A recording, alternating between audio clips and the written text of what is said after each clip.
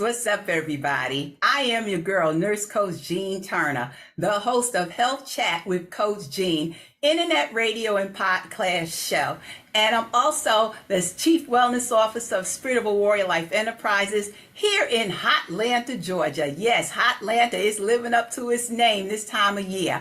And it is such an honor and a privilege to be able to speak here at the Power Up Summit 2022. A special shout out to the visionary and the host, Miss Kern Crockett Cherry. Thank you so much for the opportunity to serve on such an awesome platform.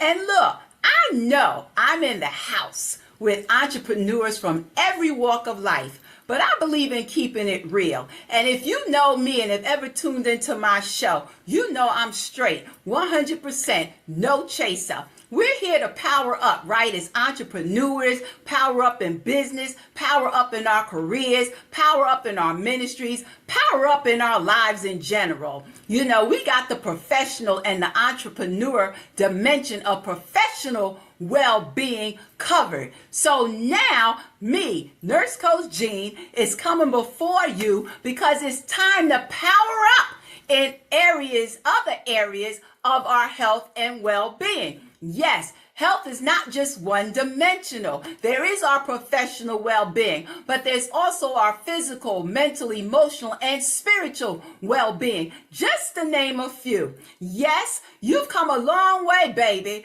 but let me tell you, the burnout is real. Staying up all day and being on your grind from sun up to sundown and on the other side of midnight is not what's going to keep you from crashing and burning. That's not what's going to keep your business from crashing and burning. And so I know it sounds cliche, but one of the truest sayings there is this: health is wealth. And it all boils down to our personal values and what we value the most. See, I know what it's like to be successful in the prime of your life. I had a successful 25-year military career, U.S. Army, go Army. I had to put that plug out there because once a soldier, always a soldier. I know what it's like to be in perfect health all of your life. And then suddenly, in the blink of an eye, here comes a diagnosis that changes your life. Here comes, in the blink of an eye, a diagnosis that changes life as you once knew it.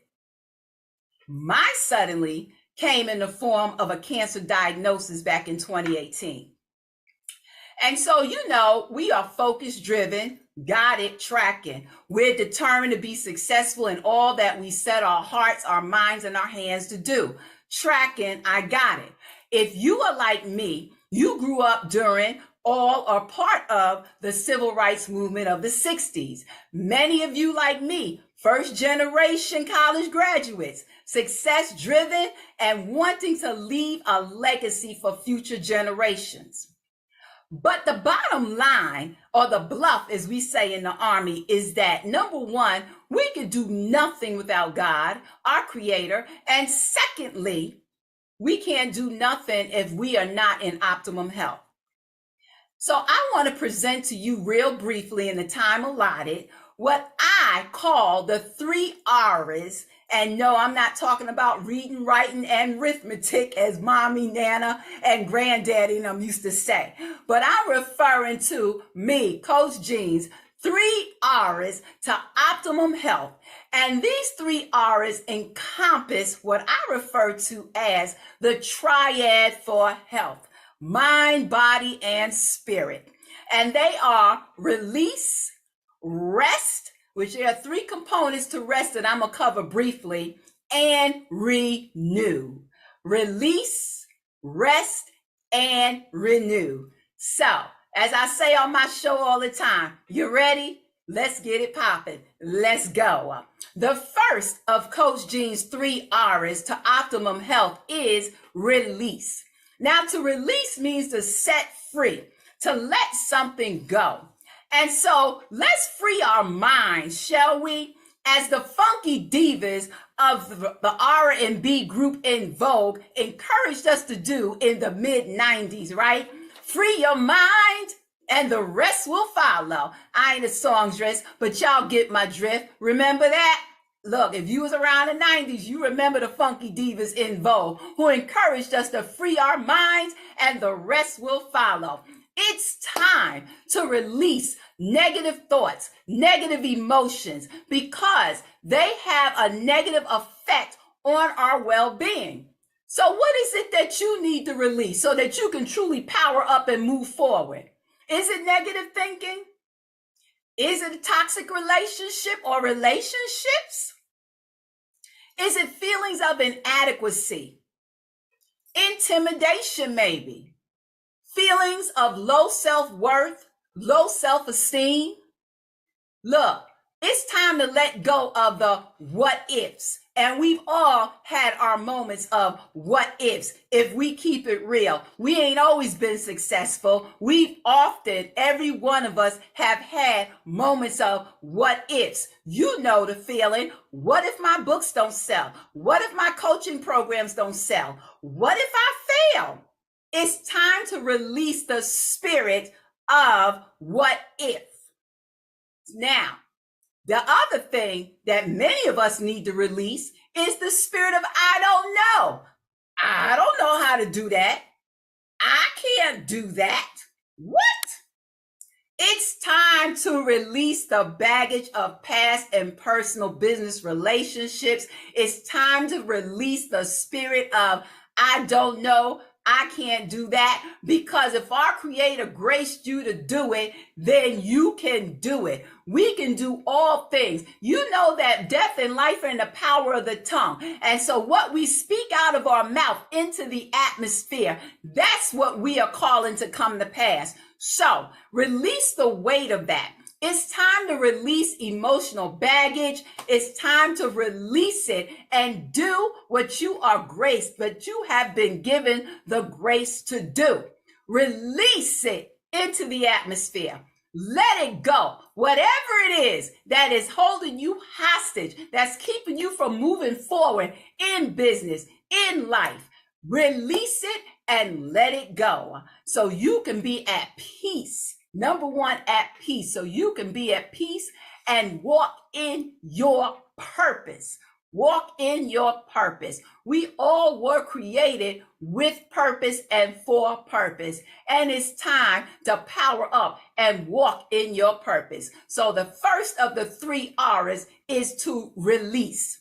The second R in Coach Gene's arsenal to optimum health and part of the triad for health is rest. Yeah, I said it, rest. R-E-S-T, rest. There are 3 components to rest that I want to go over briefly, but right now I'm going to stay in the vein of our mental well-being for a moment and speak about mental rest.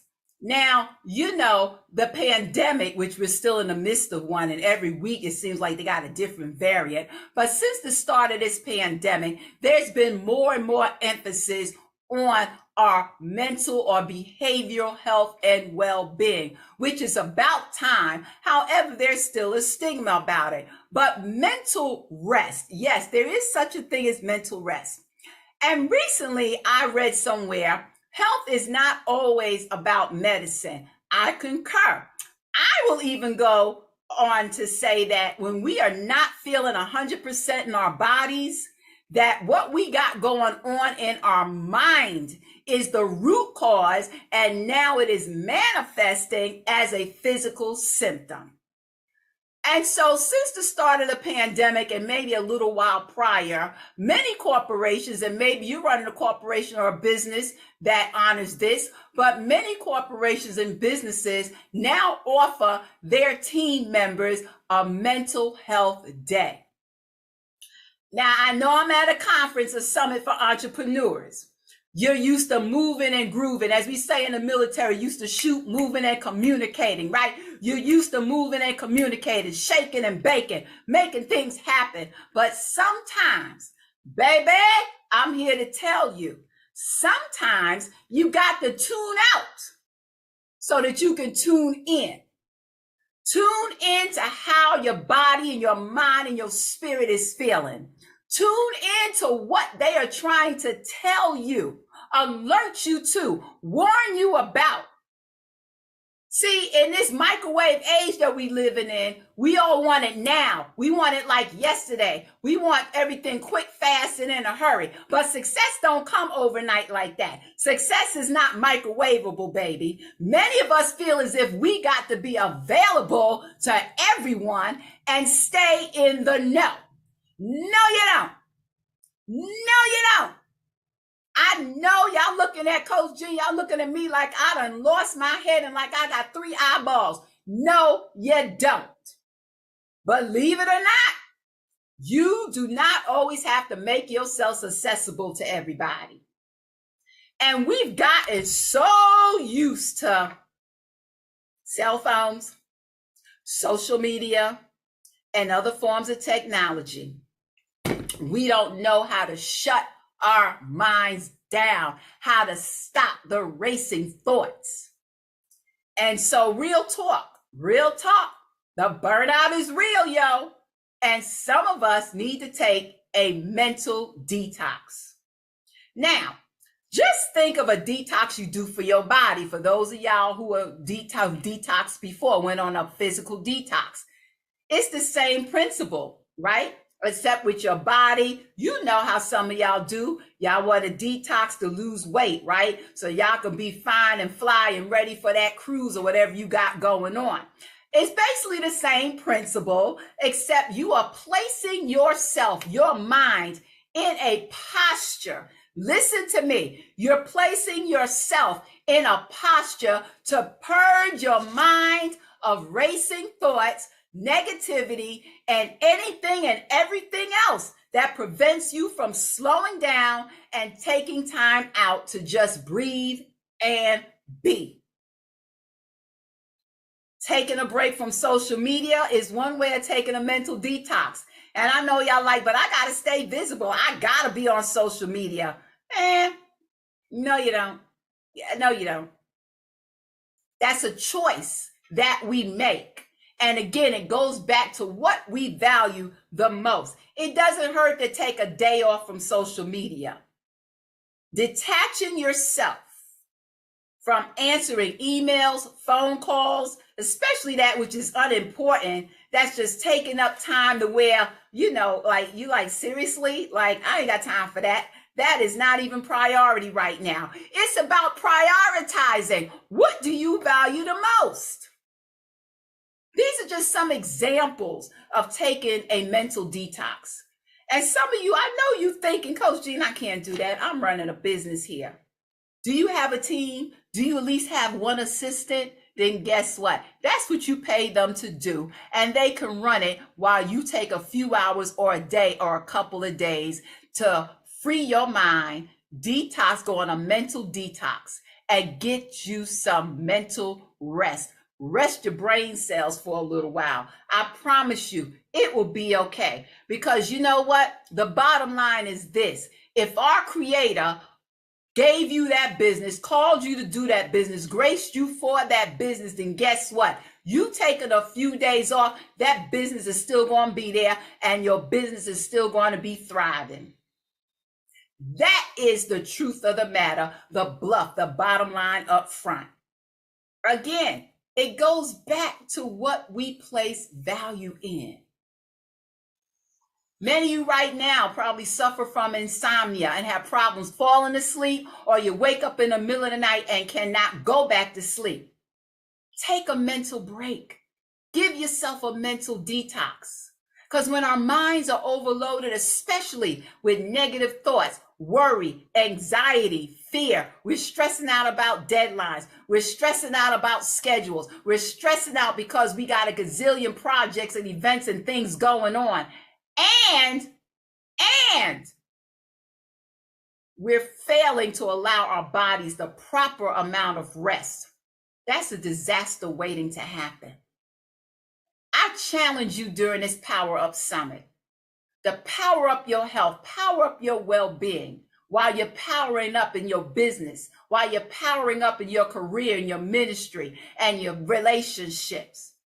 I challenge you to power up your health, your well-being, and begin to allow yourself to take a mental break for a minimum of at least 10 to 15 minutes in the morning, and again, right before settling down for the night. Take time to disconnect, to tune into your body and what it needs so that you can come back the next day or in 2 days or whenever it is, so that you can come back to your grind feeling refreshed and feeling like the new money that you about to be making. The second component to rest that I want to cover is physical rest. Cease from labor, cease from movement, cease from engaging in strenuous and stressful activity. You ceasing from this so that you can relax, refresh, and recover your strength. Our cells regenerate when we sleep and take time out to rest. And this can mean anything from making sure you catching your Z's to just slowing down, taking a pause, a Selah moment, and doing absolutely nothing. Now, I'll admit, it may feel strange for a minute. I know. When I retired from the Army in August of 2020 after 25 years of service, I remember that first month, it felt so strange, and I struggled with what to do with myself. But baby, let me tell you, it took me tuning out and tuning in, not only to my body, but tuning into our Creator for His battle plan and His purpose for my life after the military, after my military career. And that's when I stumbled upon, about a month later, Success Women's Conference and began my international speaking career. And I know many of us have careers. We're entrepreneurs. We're moms to the kings in the house, your dads, your granddaddies, husbands. We women, many of us are wives. We're pastors. We're ministers. We just got a lot going on. And we wear many hats, right? I get it. Believe you me, I am tracking, okay? But I promise you,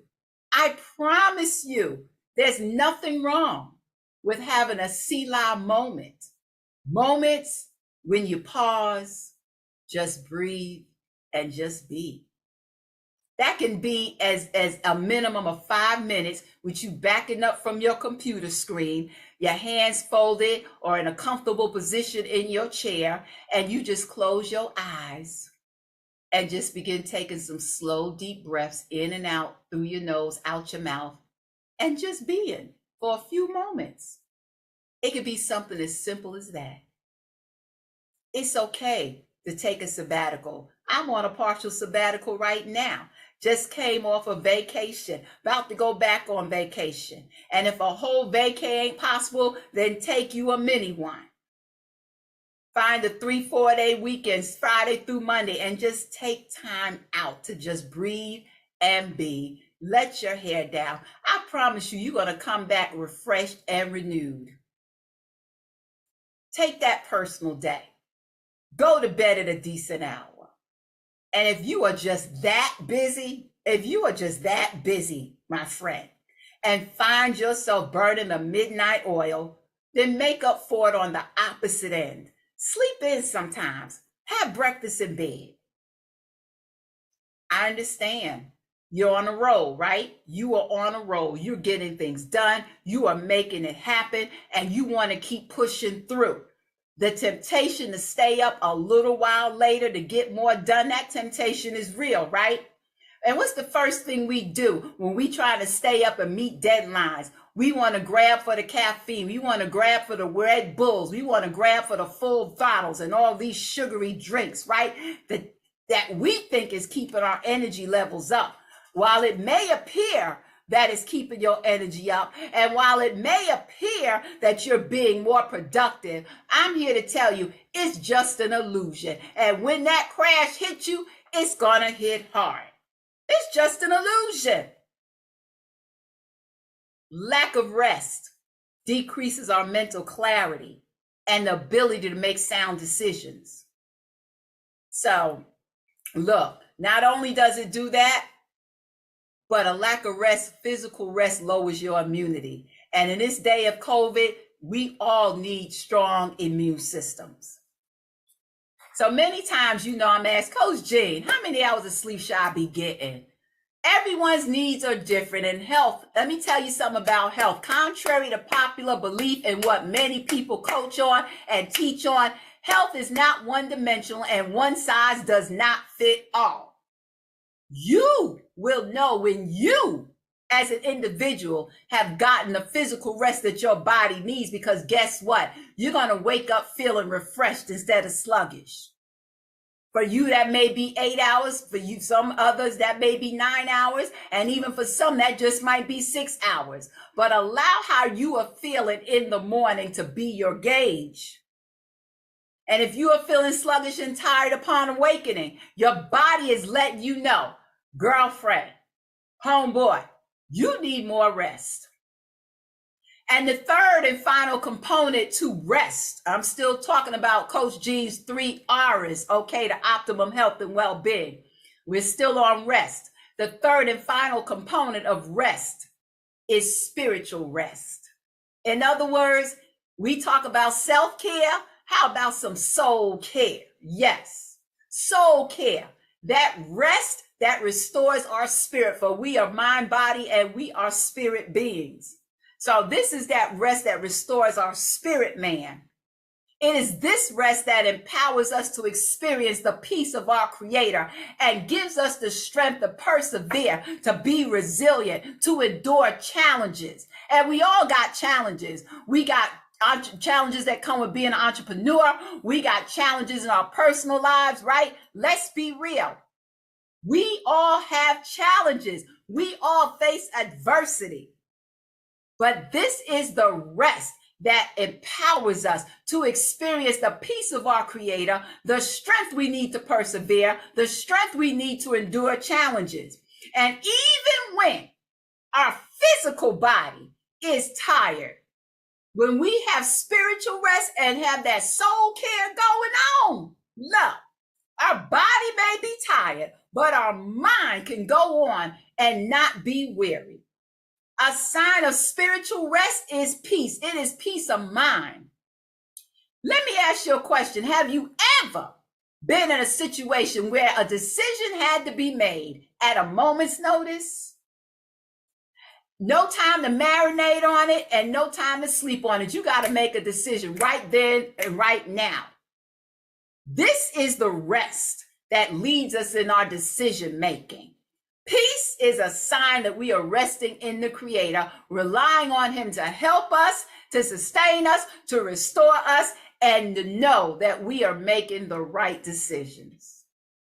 It is this spiritual rest, my friends, that leads up to my third R in optimum health and well-being, and that is renew. Again, we are body, mind, and spirit beings.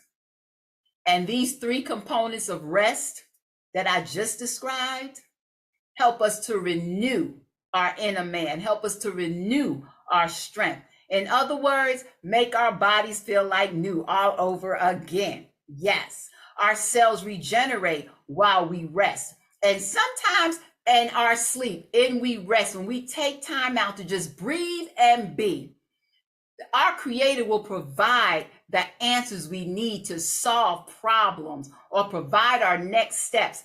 This is the time that He gives us witty inventions and ideas. Why? Because for many of us, it's the only time we could be still. This is the only time that we allow our mind and our body to be still enough to hear. It's hard to hear when we constantly go and pushing. We got to tune out the distractions so that we can tune in. It is rest that renews our physical, our mental, our emotional, and spiritual strength. And it is this renewed strength that keeps us from growing weary and doing good things. It is also this renewed strength that keeps us from quitting. It is this renewed strength that helps us to power up. So the bottom line up front, the bluff is this. Again, If our creator, if God told you to start the business, gave you the business, graced you for the business, he will sustain your business and keep it flourishing even during periods of rest. So it's okay to cease from labor sometimes. Cease from labor for a little while. That's what's up. I know you got to be on your grind, but release and free your mind. Take the time to rest, renew your physical, mental, emotional, and spiritual well-being so you can truly power up for real, for real. So again, I am your girl, Nurse Coach Jean Turner, here in Hotlanta, Georgia, the host of Health Chat with Coach Jean, internet radio and global podcast show, the CWO, Chief Wellness Officer, Spirit of a Life Enterprises, LLC, author, international speaker, retired Army Nurse Corps officer, nurse coach, board certified, and I'm just privileged. It's a privilege and honor to be here. Enjoy the rest of your time here at the Power Up Summit. And until next time, I wish you and yours grace, peace, and health. Deuces.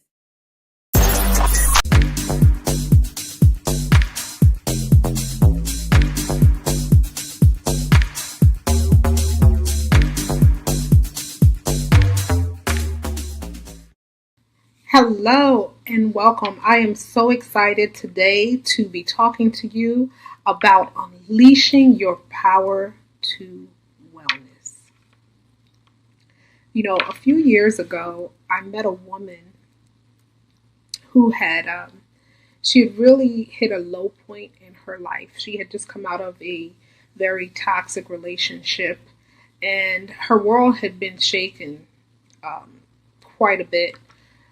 Quite simply, she was depressed. She was numb, she said, and she couldn't sleep. She just wasn't herself. During this point, one day she passed a mirror,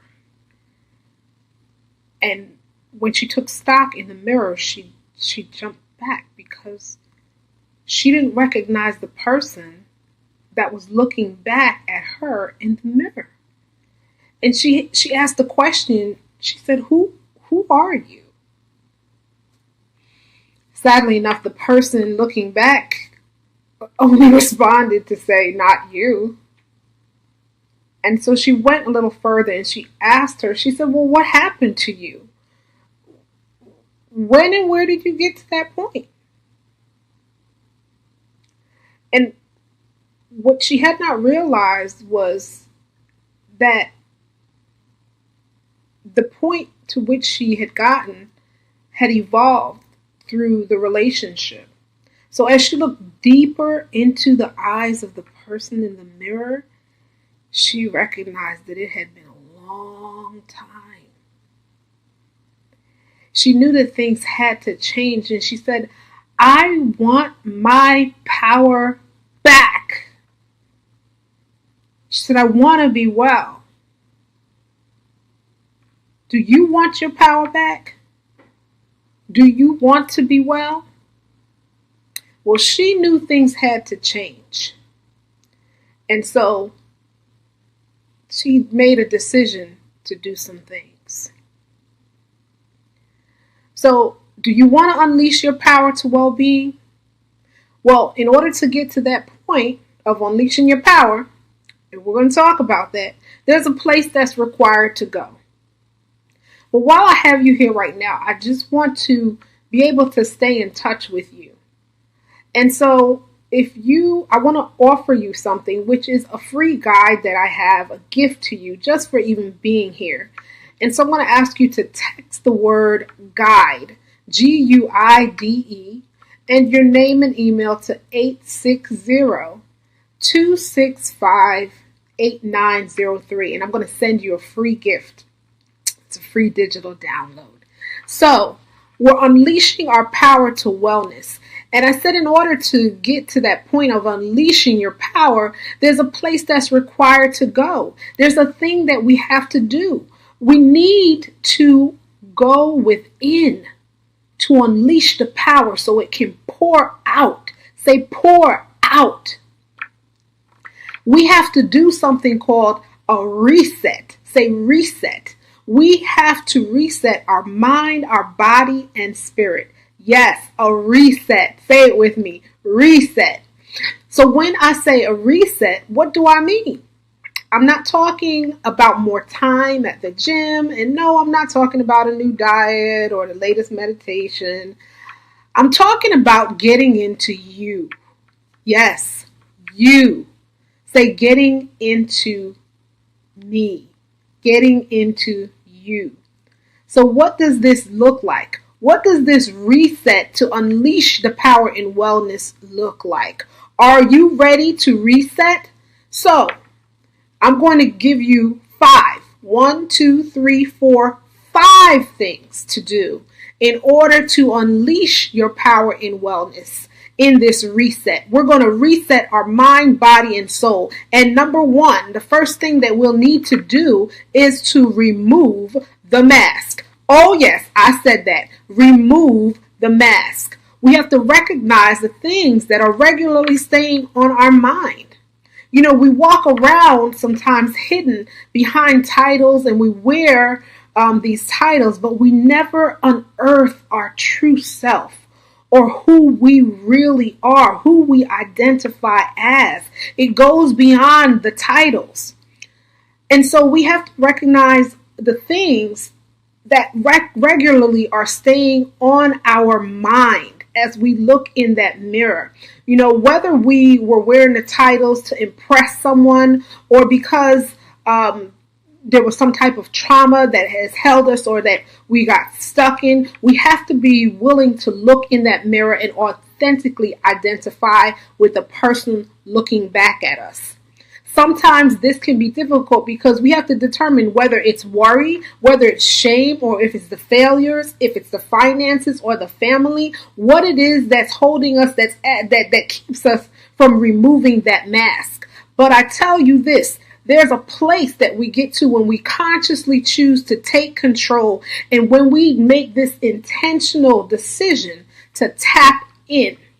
Now, as we go through this, I am not only going to tell you how to reset, but I'm also going to give you some herbal helpers, say herbal helpers with me, to get these things moving. So in the removing of the mask, here's some herbal helpers. Peppermint. Peppermint is something that's able to boost our alertness and help us to reduce things like headaches and, some of that stress and that anxiety that we might feel. And then there is Tulsi, holy basil, which is going to enhance that overall physical mental health. Because as we're removing the mask and we're looking in the mirror, we're going to be challenged.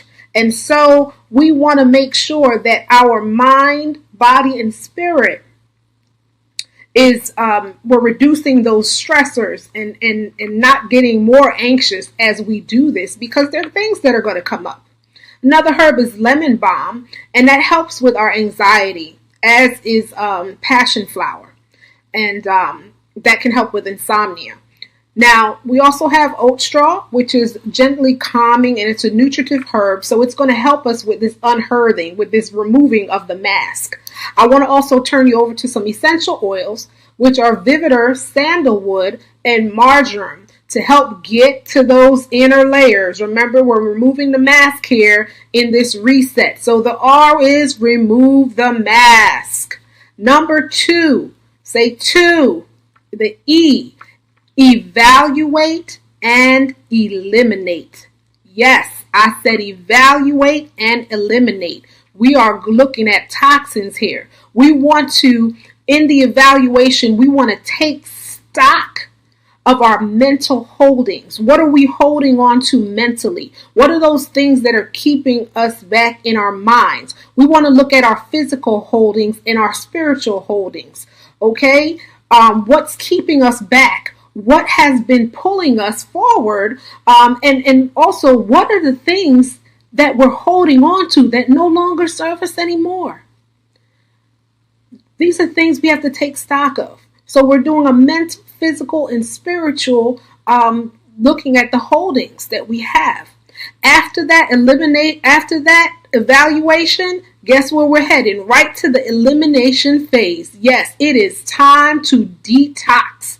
Get rid of those clothes, those bags that no longer reflect who you are.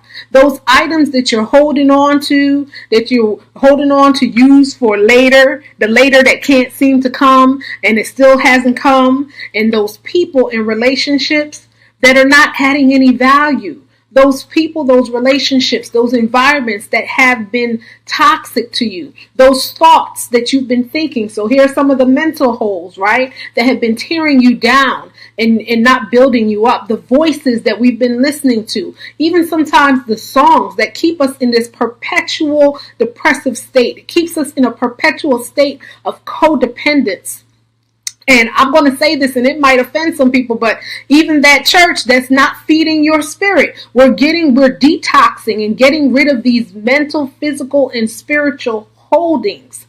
The shows, these vices, the foods, yes, all of those things. This purge, I promise you, it's going to be mentally, emotionally, physically, and spiritually challenging, but you might even feel depleted in the process, but it's a fundamental part in this process of unleashing your power to wellness. In order to unleash your power, the detox, this clearing out has to occur, this unearthing and then this resetting of the soil of that garden in order to prepare you to power up, to unleash that power. You know, in the physical, when we detox our liver and our kidney and our colon, the lymphatic system and our skin, the detoxing of these help to keep our body functioning in full power. So these herbs, they work in our body and they're able to provide nourishment while detoxing rather than leaving you completely depleted. So remember, I told you I'm going to give you a herbal helper. So here are your herbal helpers for the detox. Dandelion. Dandelion is great. It stimulates our body to remove waste. Pick that up now. It stimulates our body to remove waste. Then there's nettles, which helps to clear out stagnation. Somebody say stagnation. Got to detox and clear out the stagnation. But the thing about nettles is while it's clearing out that stagnation, it also helps to nourish our system. Then there's burdock, which is a blood purifier and a lymphatic drainer. And also the herb chlorella, which helps to bind to the heavy metals and toxins and move them out. Pick that up, what I'm saying, the heavy metals and toxins to help move them out. We are getting them out. When we move over to our essential oils, and these essential oils can be diffused, or you can put them in a carrier oil and apply them to the bottom of your feet, or even consider getting what I call an ionic foot detox, which is going to help with the detoxification process. Ginger, lemongrass, grapefruit, and rosemary. Those are great essential oils with this detoxing. So we have removed the mask, number one. We are, two, evaluating and eliminating. This is our detoxification period. Getting rid of that mental, physical, and spiritual holdings. Yes, I know I'm saying a lot. And so I want to be able to serve as many people as possible. I really have a lot of good information that's available on more herbs. And so in order to access it, I want you to be able to get that free digital download. So remember, you can simply text the word guide, GUIDE, with your name and your email to 860-265-8903. Or you can even go on my Instagram and send me a direct message at All Natural Reset Guide so that I can get that information out to you. There's a lot of information. Okay, we're still talking about unleashing our power to wellness though. And so we are now moving into the third, the S in the reset. So you remove the mask. You've evaluated and eliminated. Now it's time to set that soil or the structure. We're putting that structure in place. At this point, we're going to structure and we're going to simply get that mind, body, and soul. It's at the point where it's now open to the new. So we put up a structure in place. We put the boundaries that we didn't have before because we hadn't taken the time to remove the mask or sit in that mirror or detox. And now we're going to put in place our self-care rituals. We're going to also stay tuned into our spirit intentionally because what we're doing is we are sowing sustainable, somebody say sustainable seeds and placing proper proteins that will serve and nourish us daily, weekly, and beyond. So this structure is important. This is a time also that we want to spend with like-minded people who are embodying those higher vibrational conversations. They are the people who are going where we want as we unleash our power. They're going to help to pull you up. Now, please remember, as we go through this is our adapting phase, right? So it's that structuring phase. So we might have to come back to this structure phase from time to time, revisit and adapt it. So guess what I'm going to give you? You know it, those herbal helpers for structure and sustainability. We've got ashwagandha, which is a great adaptogen that helps with regulation of our system, our hormones. And then rhodiola. I said rhodiola. It's a powerhouse to improve the brain function and our performance. So we're talking about sustainability, that performing. Then we have oat straw, which is restorative to the body and nervous system. For by men, I didn't forget about you. Saw palmetto is a great men's herb to help with sustained health for men. And then for our immune system, because remember, we've set boundaries and we want to protect that immunity, right? That immune is going to be echinacea, which is a great immune booster. On the essential oil side, we got calendula, which is an immune boosting essential oil. And then we want to, in that structure, we still want to be able to stay and focus. So rosemary to increase our focus, and eucalyptus. Let me let you know, eucalyptus is not only good for sinuses, but it can help with alertness and mind stimulation in this sustainability piece. So we have removed the mask, we have evaluated and eliminated, and we have structured.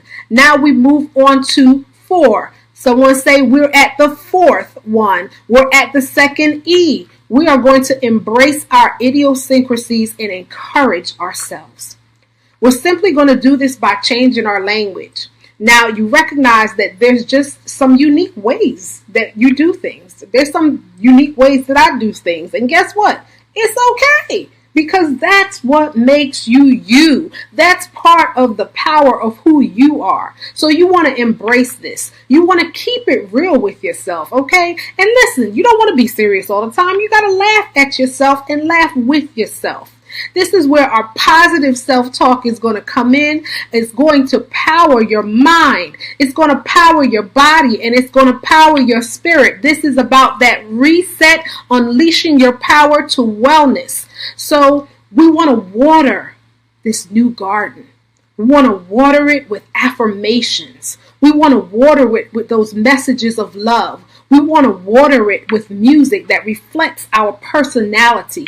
And in this embracing ourselves and encouraging ourselves, we want to also make sure that we are going and participating in things and places that bring us joy, right? We're going to see the positive of issues in practice, and we're going to decree, okay? Because when we're embracing and encouraging ourselves, we're going to decree that desired outcome. All right, you want to know your herbal helpers, don't you? So here they are. Our herbal helpers are going to be Damiana. Oh my gosh. Damiana is a love herb that offers a sense of arousal. And then we have butterfly pea, because we're always all throughout this going to still be reducing any type of stress. Then we have motherwort, which is going to help to continue with the supporting and nourishing our emotional heart as we embrace and encourage self. and it's also calming. Our essential oils that we're going to look to are lavender. Lavender is calming. And then we're going to look to rose. Rose is an essential oil. It's so full of passion and love. It's a very fragrant smell. And then we have chamomile, which is relaxing, and vanilla, that warming of that embracing of ourselves and our idiosyncrasy. All right, we have hit the R, the E, the S, the E, and now to the T. Reset, reset, reset to unleash your power to wellness. The T stands for trust. Trust the truth of the transformation, the truth of your transformation, because yes, that is the true you. And it's time for you to stand in your truth. Because you've taken that time to master yourself, you've taken that time to look in the mirror, it's time to trust your intuition and trust your power and choose to operate in your greatness and keep moving forward. We don't stop, but we must remember to replenish along the way. And along the way comes your herbal helpers of hibiscus, which is a great antioxidant and nourishment, and our green teas that's going to help to keep that glow as we're trusting the transformation. We're going to shift over to our essential oils of clary sage, which is going to keep that clarity going, and jasmine, which is going to keep us uplifted, and frankincense. Frankincense essential oil is really great for our cells, and it calms, but it also uplifts, and it also just brings us to a place of great balancing. Okay? That is the R, the E, the S, the E, and the T. Say reset. I want to unleash my power to wellness. Now, that woman that I met a few years ago, of being coming out of a toxic relationship, that unhealthy place, and because when we are looking to unleash our power in wellness, we want to make sure that we're in a healthy place. And so what she had found was that basically her mind, body, and spirit, it was unrecognizable. That person was me. And essentially, it was a shell. I was a shell of an individual. I was depressed. I was lonely. I was scared and lacked confidence. I had trouble sleeping. I experienced a lot of worry, and I wanted to be hidden. I was really confused and feeling numb. But I knew when I looked in the mirror, something had to change. I wanted to unleash that power, and I wanted to be well. What happens is that sometimes we can become so far removed from our reality because we have been completely dedicated or deep dived into making every part of either a relationship or the job or the finance or whatever it is function, but we're not tapping into that power that is within us. So when you're willing, right, because I had to be willing to still look in the mirror, and what I have found, I was able to, after doing all of that, after removing the mask, after evaluating and eliminating, after structuring, after then embracing myself and encouraging myself and trusting that transformation, I was able to tap in and unleash my power to wellness. Now, I want to make sure again that I'm able to help you even after we leave today. So if you really want to stay in touch and have access to more, and of course get that guide, remember, I want to send you that guide. Text the word guide to 860-265-8903, or you can also go to my email, info@allnaturalreset.com. I will send you a gift of my 555 guide to emotional wellness.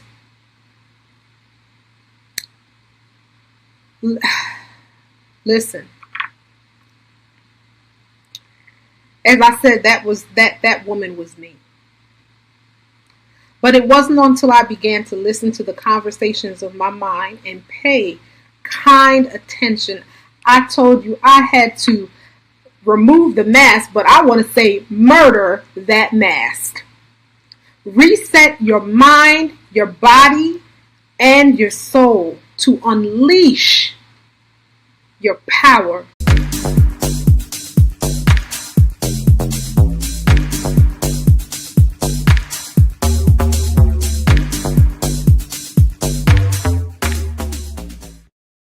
Hello, hello, hello. I hope you are ready to power up. German aviator and religious leader Dieter Uchtdorf said the desire to create is one of the deepest yearnings of the human soul.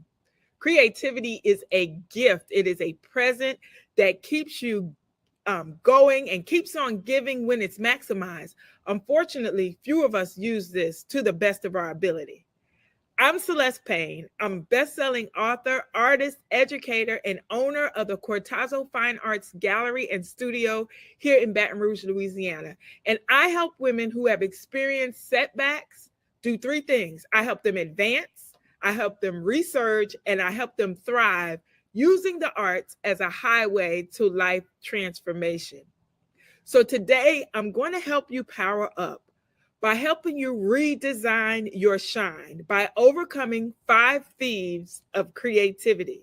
Many of us have lost our shine. We go through things, life situations that kind of clog up our creativity and cause life to be a little dull. So today we're going to get that shine back. We're going to do those things that we need to do to make sure that our creativity is on point so that we can carry out our dreams and reach our goals. So make sure you stay to the end because I do have something that I want to give you a download, and I want to make sure that you get it. And I'm excited about giving stuff away today. So humans are creative by nature, and your ancestors wouldn't have survived without creativity. See, I view creativity as an inner light that can help you navigate through the roughest of seas. It can help you climb the highest of mountains, and it can lead you to a place of wealth, success, and satisfaction. But one of the biggest obstacles to creativity is the belief that you're not creative. Creativity is a personal process. It's almost like birthing a child because anything we produce from our creativity, it's actually born from you, okay? And it's common at times to be apprehensive or even be fearful of pushing into some creative realms, especially when you've gone through a lot and you've taken risks before. But bravery alone can allow you to be more creative. So during this process, I want you to keep your mind open and keep yourself open to being brave and not allowing fear to hold you back. So these are the 5 things that will steal your creativity if you allow them. So I want you to enhance your creativity by avoiding these common thieves. The first thief is distractions. How many of us have been distracted? Distractions are the biggest thief of the creative process. And if you want to focus on just one of these tips, this is the one to focus on is distractions. Daniel Goleman said this, that one way to boost our willpower and focus is to manage our distractions instead of letting them manage us. So there are 2 ways that you can deal with distractions. One, you can eliminate them, or you can improve your ability to focus despite them. Using a 2-pronged approach is usually the best way to handle that. So how do we remove distractions? We can remove them from our workplace and our space that we're working in so that they don't, distract us or pull our attention while we're working. And one way that I try to do that is to take my cell phone, which I have here, and put it somewhere else. Put it on silent, put it on vibrate, put it where it cannot interfere with what I'm doing. And then another thing that I do is if I want to be on my phone, let's say I want to get on social media, but I don't want to get so distracted that I'm on it for an hour. is set a time and say, between 10:30 and 10:35 or 10:40, that's the time that I'm going to take a break and jump on my socials or maybe check my emails. But don't get distracted. Kill the distraction by putting some boundaries and some systems in place to help you manage those distractions if you can't eliminate them all the way. Our second thief is the lack of purpose. And so you've got to be clear on what you're attempting to create. That doesn't mean you have to have all the details, but you have to be clear and have a clear vision and purpose and be targeted in your approach. There's a saying that where no vision is, the people perish or are unrestrained, meaning that they're wasting away and they might be all over the place. I say it like this: when you are walking in purpose, that purpose gives you focus. Purpose gives you the focus you need to carry out your task. Here are a few tips. I'm going to bunch this into one tip. It's to carry a written copy of your goals with you. Okay. So write down your goals. And the second thing I would say to write down is to write down your vision. So have your vision statement and your goals near you, so that if you feel yourself getting off track, if you feel yourself getting distracted, you can ponder on them, look at them so you can see what you need to do to achieve them. You hold the creative keys to the purpose and the goals that you have before you in your hands, and you can unlock doors and move into new spaces however you choose. Let your mind run free. I know sometimes people tell you not to do that, but let your mind run free and write down ideas, because sometimes when you are pondering on vision, there are nuggets, there are strategies, there are ideas that will drop right in your mind. They will drop right in your lap. And when you share this vision with other people and you're focused about your purpose, let me tell you, they will be creative agents on your behalf also and give you ideas and share things with you to help you grow. So think about these questions when you're pondering your vision and your goals. Think about what you can do today, because sometimes we try to look at the big picture, but what can I do today? Can I call somebody today? Can I write something down today? What can you do tomorrow, next week, next month, and go after what you want? As we talked about being brave and not fearful, creativity is fed when you move and go forward in the things that you are desiring to do. Oh, I'm excited. I'm so excited. I can see some of you getting your shine back already. Number 3 is negative self-talk. This is a terrible thief. This leads to fear of failure and procrastination. When you doubt yourself, your creativity is compromised. Replace your negative self-talk with something more positive. You can also ignore the negative things you say to yourself and press on. In my book, I Love Me Some Me, I dedicate a whole chapter to this topic. And one way that I have given my clients the way to overcome these negative thoughts is to create an affirmation that will crush each negative thought.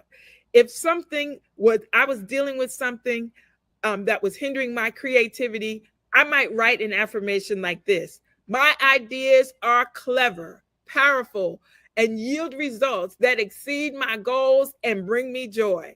Imagine saying that to that negative thought. That negative thought will shrivel up, back up, and run out the side door. By being clear about this and clearing out this mental trash, you make room for your mind to cultivate creativity. And then after you cultivate that creativity, you can reap the harvest from your amazing ideas. I know you're looking for a harvest. I know you're looking for the rewards of your creativity. So make sure you crush those negative thoughts. Our 4th thief is expecting creation to be easy. Oh, my. If you can consistently create something valuable, you can count yourself amongst the richest people in the world. One of my mentors taught me to inspect what I expect. What does that mean? Upon further inspection, you'll find out that creation is hard work and there's a lot of failure along the way. But let me tell you, it is worth it. Creation takes time and there's a lot of failure along the way. I love sharing the story of WD-40 because that 40 in the WD-40 was their 40th try of making the product that they finally created the right formula. And so don't be afraid of hard work. Don't be afraid of the failure. Expect the process to be challenging and you'll rarely be disappointed. If you look for the challenge, oh my goodness, if you look for the challenge, I'm telling you, you are more than equipped to conquer the challenge. I heard someone tell me in a lecture, they said, because I am a problem solver, and a creative is a problem solver. That's what you do, is you solve problems. Hard problems will come looking for you. But when they get to you, you have the ability to overcome them, to solve them, and to make a solution that will make a difference in someone else's life. So embrace the challenge, push yourself. Yes, push yourself and watch your creative muscles grow. Our fifth thief, come on now, we are at our fifth thief, is to not be perfect. So sometimes one of the things, perfection can be a thief. And so the need to be perfect is our fifth thief. Creation is ugly. Yes, most of your ideas don't work for anybody. So just like I told you about WD-40, it didn't work 39 times, okay? So it's not about being perfect the first time, because most of our ideas, as I said, they don't work and they aren't even remotely useful. They're epic fails most of the time. But what we are treasure hunters, okay? We create things and we keep working until we hit the jackpot, until we hit the treasure chest. And we might have to dig and dig and dig and try many, many ideas and drop things and try again and start over and smudge something. As an artist, when I create a work of art, it's messy. It's very, very messy. Look, I have to clean paint out of my hair, paint out of my hands, paint off of my clothes, paint everywhere. Why? Because I'm creating a masterpiece, and creation is messy, and it's okay to be messy, for it to look messy. It's okay for it to not look great. The first draft of anything is usually not the best. Whether you're writing a novel or, like me, painting a picture or developing a business strategy, the need to be perfect is an excuse to procrastinate. It's really a sign of fear because you're afraid to make a mistake. But guess what? Mistakes lead to miracles. They lead to open doors. They lead to the discovery of great and marvelous things. And so don't try to be perfect. Try to be excellent, meaning that you do an excellent job, but you don't have to be perfect. All right? You don't have to be perfect. Many ideas come by accident because you're trying something and then an idea pops into your head and you're like, oh my goodness, I'm going to try that. So don't stress, please. Don't let perfection take you out. Be excellent, but you don't have to be perfect. Worry about perfecting your idea in the future. So once you get the framework done, worry about perfecting it in the future. Now isn't the time to get stuck on the little things. Don't major in the minors. Major in the big picture and go ahead, go forth and crush that thief of trying to be perfect so you can reach your goals and move forward. So as a review, I'm excited about this. I don't know about you. This is giving me life because I know that your shine is coming back. Some of you have kicked some of these things out of your life and your shine is coming back. So in order to maximize our creativity, this is what we have to do. One, we have to manage and eliminate our distractions. All right. So those distractions got to be kicked out the door. All right. They need to be managed. They need to be tamed. They need to be controlled. Manage and eliminate them. Number two, you need to keep your purpose as your focus. So keep your purpose as your focus. Make the main thing the main thing. The main thing is that you have a dream, you have a business, you have a vision, you have a product, you have a family that you're trying to build, you have a career that you're working on, and that is the focus. Don't allow other little things to take your focus away from your purpose. The third thing is that we have to make mental room for creativity by eliminating that negative self-talk. Hey, you got to make room. I don't know about you, but have you ever felt like there's too much stuff in your closet that you can't fit? Hey, guess what you got to do? You got to go in that closet, empty out all of that stuff that doesn't fit, and make room for something new. And I want you to know that as you eliminate that negative self-talk, you are making room for those creative ideas to flourish. You are making an environment where creativity can blossom and your ideas can become a reality. Number 4, adjust your expectations. Building creativity is like building muscles. It takes hard work, consistency, and resolve not to quit. And then number 5 is that you don't have to be perfect. Perfection is a myth. Nothing is ever perfect. There's always something wrong. There's always a little smudge here, but do your work in excellence. Strive for excellence and not for perfection. Well, I hope you mine some shiny golden nuggets to add to your treasure box. But I don't want to leave you without sharing a free gift that you can download at the end of our talk. I want to get to you my tips on unleashing your creativity in less than 30 minutes a day. It's filled with some great ideas, including my personal favorite, to experiment with a new creative activity.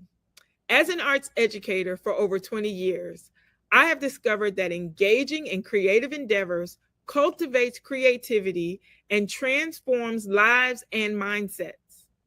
That's why I conduct in-person and virtual art classes and painting parties.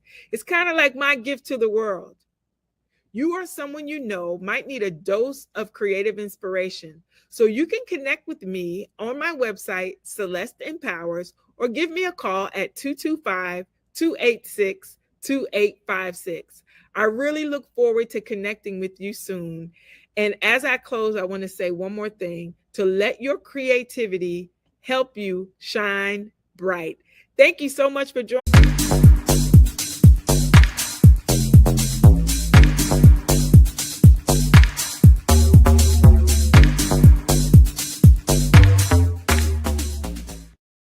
Hello, everyone. My name is Cynthia E. Fields, and I am super excited to speak to you on the topic, don't allow Satan to slam the door on your ministry. So let's go ahead and get started. Now, fear is a human emotion, just like happiness and excitement, sadness, anger, frustration. It makes us who we are as humans.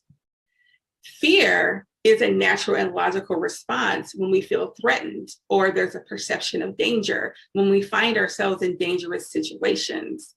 It's expected to react and respond in a way that is fearful. Now, the problem arises when fear becomes a stronghold, when we get into a state where we're living in fear. Fear engulfs us, it inhibits us, it contributes to our decision-making. It leads to the actions that we take. We're making those decisions and we're taking those actions based off of fear, which is not of God, right? And it can manifest in a way that causes us to appear nervous or anxious or confused. Now, an interesting fact that I recently found out or learned is that the phrase fear not is listed in the Bible a total of 365 times. 365 times. That blew my mind. But when I thought about it, I said, you know what? This makes sense because fear is Satan's weapon, right? One of his weapons. We, as the righteous, as Christians, as the called, are his enemy. So he uses fear as a weapon against us to take us away from God. He doesn't want us to align our thoughts, our actions, our beliefs, our feelings with God. And so he uses fear as a weapon to distract us, right? To deter us from following God. Now, the Bible tells us in 2 Timothy 1:7 that God has not given us a spirit of fear, but of power and of love and of a sound mind. None of that says fear. None of that equates to fear. It doesn't say that God has given us a spirit of fear. It says that he has not given us a spirit of fear. Now, there are different types of fear that can prevent us from moving forward, okay? Whether we want to move forward in our professional lives or personal lives, spiritual lives, and in our ministry. Now, there's a fear of the unknown. I don't know what's on the other side of this. I'm comfortable with this. I don't know what's on the other side, so I'll just stay here. I'm not going to venture because I don't know what I'm going to face when I get to that other side. There's a fear of failure, trying something and failing at it. It not working out. Well, it may not work out, so I'm not going to try it. There's a fear of rejection, that maybe we try something, but people won't like it. And so in order to not feel rejected, we are not going to try anything new. There's a fear of judgment. If I do try something new, if I do try to elevate, then what are people going to say about me? What are they going to think about me? How are they going to feel about me? There's a fear of not being enough, not being smart enough, not being prepared enough, not being good enough, not being prepared enough, whatever, not enough. There is a fear of losing control. If I put myself out there, I leave my cozy spot here and I put myself out there to try something different, try something new, elevate, then I lose control of this familiar surrounding that I'm aware with. I know how to respond and react in these situations because it's the same old, same old. So I don't want to lose my control by doing something different, doing something new. There's a fear of violence, which is very real, right? We live in a violent world. So, maybe I choose to stay at home and I choose not to venture because I'm afraid that something's going to happen to me. Physical harm is going to come across me.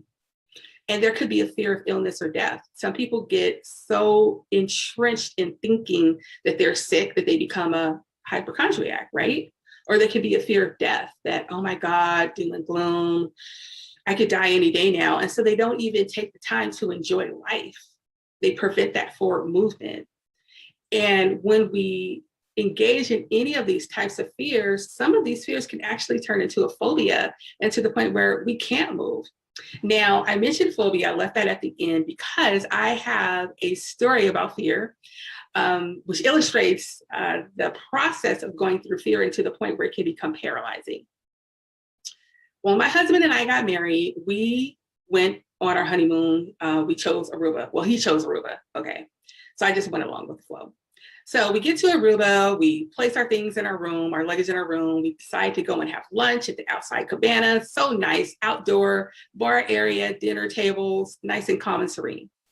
So I'm sitting there, and out of my peripheral vision here, from right side peripheral vision, I noticed something that didn't appear to be a human. It did not appear to be furniture. It did not appear to be part of the landscape, right? So I'm like, what is that? So I turn to my right and I see there's this cutout window, and there's a huge iguana sitting in the window. It wasn't bothering anyone, but being from California, I'm not used to seeing iguanas. So immediately I'm like, oh my God, what is that creature? And what is it going to do to me? I found comfort in seeing that there was no movement. It just kind of sat there, minding its own business, fine. Next thing you know, also out of my peripheral vision, but further back, I see something moving. So I look, there's another iguana, yet smaller, and I didn't feel as intimidated. I'm like, oh, okay, that's just like a little cousin, right? The iguana. All of a sudden, the iguana jumped into the swimming pool and started swimming, and I saw its four legs moving. And I thought, oh, they swim. Okay, so this is something to be concerned about, because if I'm in the water and it's in the water, it could possibly get on me, and I don't want that to happen. That's a fearful thought, right? So we leave the cabana area. We decide to, take a tour of the premises. So we're walking across this really broad, long driveway. Out of my left peripheral vision, I see something quickly approaching from the left side. Like, what could that be? I look, and it's an iguana. And the iguana ran or scurried across the pavement. And now they're not it's not a chameleon where they blend in. It stood out. It was orange and green. 15 years ago, orange and green. I still remember this. So it scurries across the parking lot, and then I see it land on a grass area. And I guess it went there to join his family and friends because there were several iguanas on the grass. And all of a sudden, the thought of the iguana that jumped into that pool and started swimming, it entered my mind and my body froze. And all of a sudden, my breathing stopped. It didn't stop, but it changed. And I was like these really, really deep breaths. I wasn't gasping for air, but it was like, I think it was a calming mechanism. That was followed by my eyes watering. I felt completely terrorized. And in that given moment, fear had completely taken control of my body. And it took a while for my husband to help calm me down. But just based off of that experience, my trip was completely ruined because I kept going back to that moment of feeling afraid. And I was on high alert that there was danger lurking, that wherever we would go, we would encounter these iguanas and I would experience that same reaction again. So I was so afraid to explore the island due to my perception of danger lurking that I didn't even get to elevate my level of enjoyment. The enjoyment that I had at the cabana, that was like the high, because I refused to do anything else with that, with the trip, with my time. I decided that I would just retreat to my room because I felt like that was a safe place. I didn't want to face that fear. I wanted to flee it. So that's just an example of how fear can become paralyzing, and it can prevent movement, and it prevents us from experiencing the greatness that God has in store for us. Now, in this example, I had a choice to make: flight or fright. So flight, confronting the fear, or should I say flight, fight, whatever you want to say, confronting that fear, going into battle with that fear. So having that like can-do attitude, like a spirit of being victorious and doing it anyway, doing it afraid. I could have chosen in that moment with the iguanas to fight it, right? I'm just going to fight through it. I'm going to do this. I chose fright. I chose to look for my escape door, which was my room, to avoid it. And in extreme cases, which was mine, there could be a freeze response, paralysis. That's exactly what I did. I was so frightened in that moment. That was my response, to give up. And I allowed Satan to get the victory, really, because he controls fear. That is his weapon. He didn't want me to enjoy the trip, and I gave him the victory. So I chose that fright response instead of fighting, right? Fighting through it. I can do this. If you fight it, you gain flight. I could have done that, but I didn't. I was frightened and I sunk. So as the righteous, we live in a constant spiritual warfare. Ephesians 6:12 tells us we wrestle not against flesh and blood, but against principalities, against powers, against rulers of darkness in this world, against spiritual wickedness in high places. And as the righteous, we have a target on our backs every single day. Satan is throwing darts at you or at us. He's putting obstacles in our way. He's throwing curveballs to distract us, to prevent us from elevating our ministry, from allowing our lights to shine. So how do you combat that? How do you deal with that constant battle? I have an example of a recent battle that I faced, a spiritual battle that I faced just today. It was this conference. So I signed up for this conference because I believe that a part of my purpose here on earth is to encourage and to inspire. And I've been doing that through text messages and Facebook posts. And I wanted to get into motivational speaking, okay? And so I view this as a door, this opportunity as a door that God had opened for me to start this journey. into motivational speaking. And I was super hyped, right? And so as I started to look at the requirements, I saw, well, you submit your video, and you submit your bio and your headshot. I'm like, check, check, check, got it. And then it said, well, if you have a logo and if you have a website, you submit that too. And I thought, well, I don't have that. And so the first thing that Satan told me was, okay, you're not enough, right? That was the fear of not being enough. You're not prepared enough. You're not established enough. So you don't need to do this. And I tried to plow through that. I'm like, okay, you know what? I can do this. The next thing that happened was a writer's block. I couldn't figure out what to write about. I couldn't figure out my topic. And the topic that what I'm speaking to you about today is actually different from what I was aiming to do yesterday. And so then I told myself, well, you're not prepared enough. And then I thought about other people who have been doing this for a long time. They have all this fancy equipment. And I'm like, well, I don't have that equipment, so I'm not experienced enough. So I was in a space of believing Satan lies about not being enough, right? Not being prepared enough, not being experienced enough, not being established enough. And I actually considered canceling. But then I reminded myself, I said, you know what? This is God versus Satan. If I quit, this is going to give Satan the victory. This ministry is for God, is to elevate God, to glorify God, to encourage his people, inspire his people. I'm going with Satan. So I chose to use the tools in my armor to fight against the temptation to quit, and you can too. The Bible tells us to put on the full armor of God. Our fight against fear is a constant battle, as I stated before, and we need to put on this armor in order to withstand Satan's darts. 7 pieces to the armor. 1, the helmet of salvation. 2, the breastplate of righteousness. Righteousness equates to obedience. The belt of truth, getting Satan's lies out of our head. The shield of faith, number 4, I can do all things through Christ who strengthens me. 5, the feet of peace, embracing peace opposed to fear. 6, the sword of the Spirit. And 7, prayer and fasting. And I can tell you, I engaged in a whole lot of prayer yesterday and even this morning, because even this morning I told myself, I'm just not going to do it.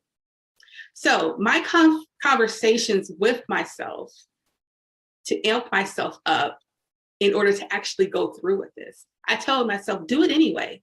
Do it afraid. I fought through those negative thoughts. I fought through the lies. I fought through those negative feelings, the anxiety, the confusion. Do it anyway. Do it afraid. I'm still going to do it.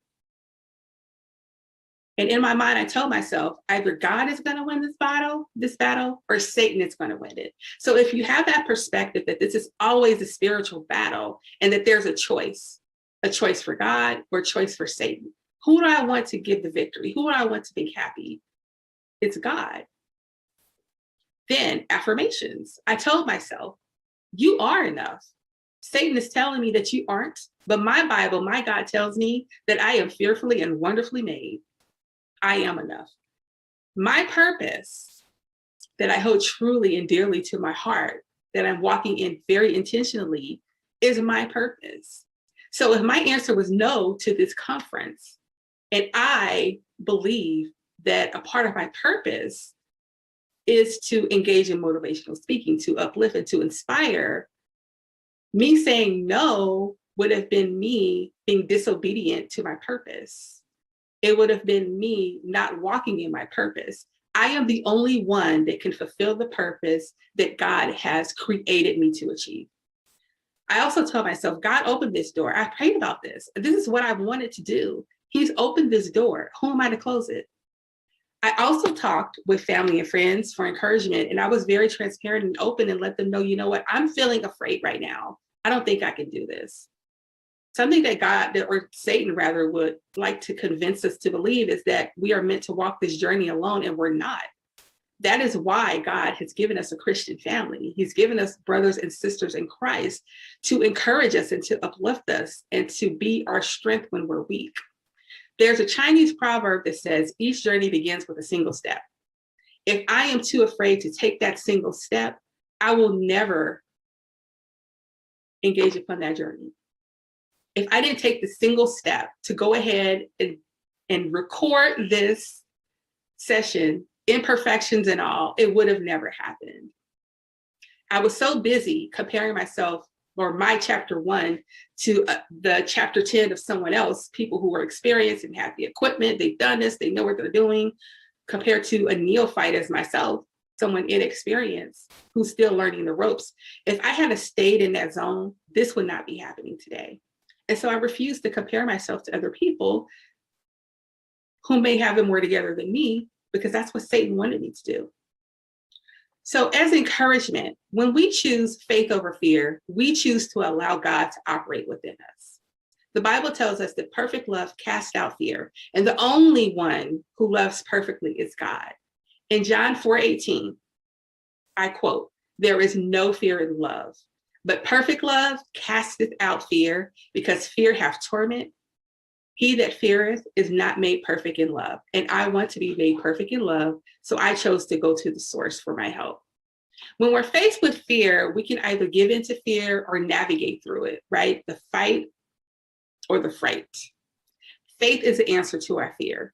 As I mentioned before, we are in a constant battle. God tugs at us one way, Satan tugs at us another way. Satan and his angels versus God and his, let's go back. We're in a constant battle. God tugs one way and Satan tugs another. God and his angels are for us. Satan and his demons are against us.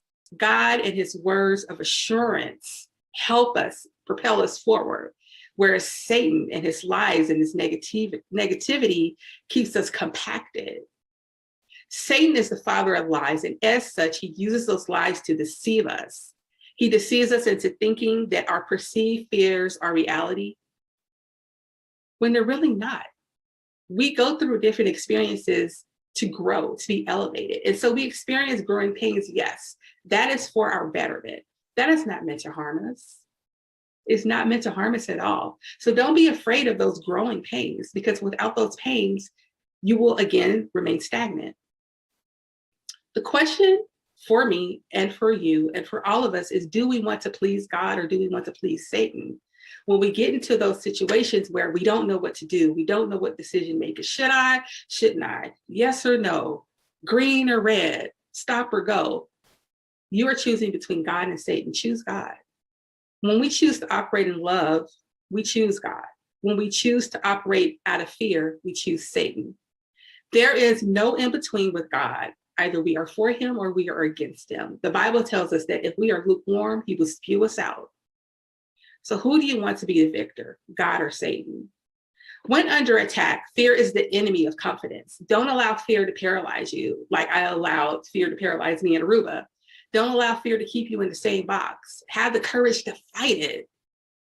What I always tell myself is I do not want to end my life with shoulda, coulda, woulda. You know, I should have done that, but I was too afraid to do that. Well, I could have done that, but I allowed fear to control me. Well, my life would have looked this way and I would have done that, but fear was my enemy and I allowed it to stop me. Satan, again, is the author of lies, and he uses those lies to spark up fear.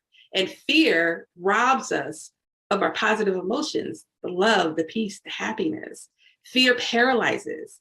It causes us to be stagnant and mundane, sedentary, to consider that things are impossible opposed to possible. The God that I know tells me that all things are possible through Christ who strengthens us. So tangible actions to help you to be successful in this battle of fear is study God's word. The Bible tells us to search the scriptures daily. That is not without reason. When you search the scriptures daily, you become familiar with different verses and passages. You can meditate then on those words. That will help to bring you peace. That will help to give you the confidence that you need to overcome that fear.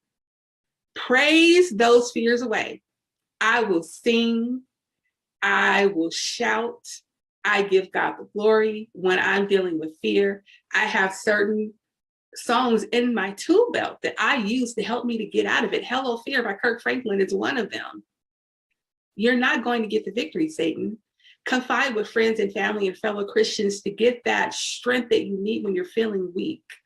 God does not intend us to walk our faith journey alone. Satan would have us to believe that, but that is a lie. So as I close, I want to share a powerful quote by Christian writer Max Lucado. And it says, "Fear never wrote a symphony or a poem, never negotiated a peace treaty, never cured a disease, never pulled a family out of poverty or a country out of bigotry. It never saved a marriage or a business. Courage did that. Faith did that. But fear, it hurts us into a prison and slams the door." In closing, I encourage you to do it afraid. When you're in that battle, you don't know what to do. Fear is overwhelming you. Do it anyway. Exercise faith over fear. Take one step at a time. Through perseverance, the vision of your ministry will become a reality. Don't allow Satan to slam the door on your ministry through his lies, through his trickery, through his fears. You've got this. Thank you very much.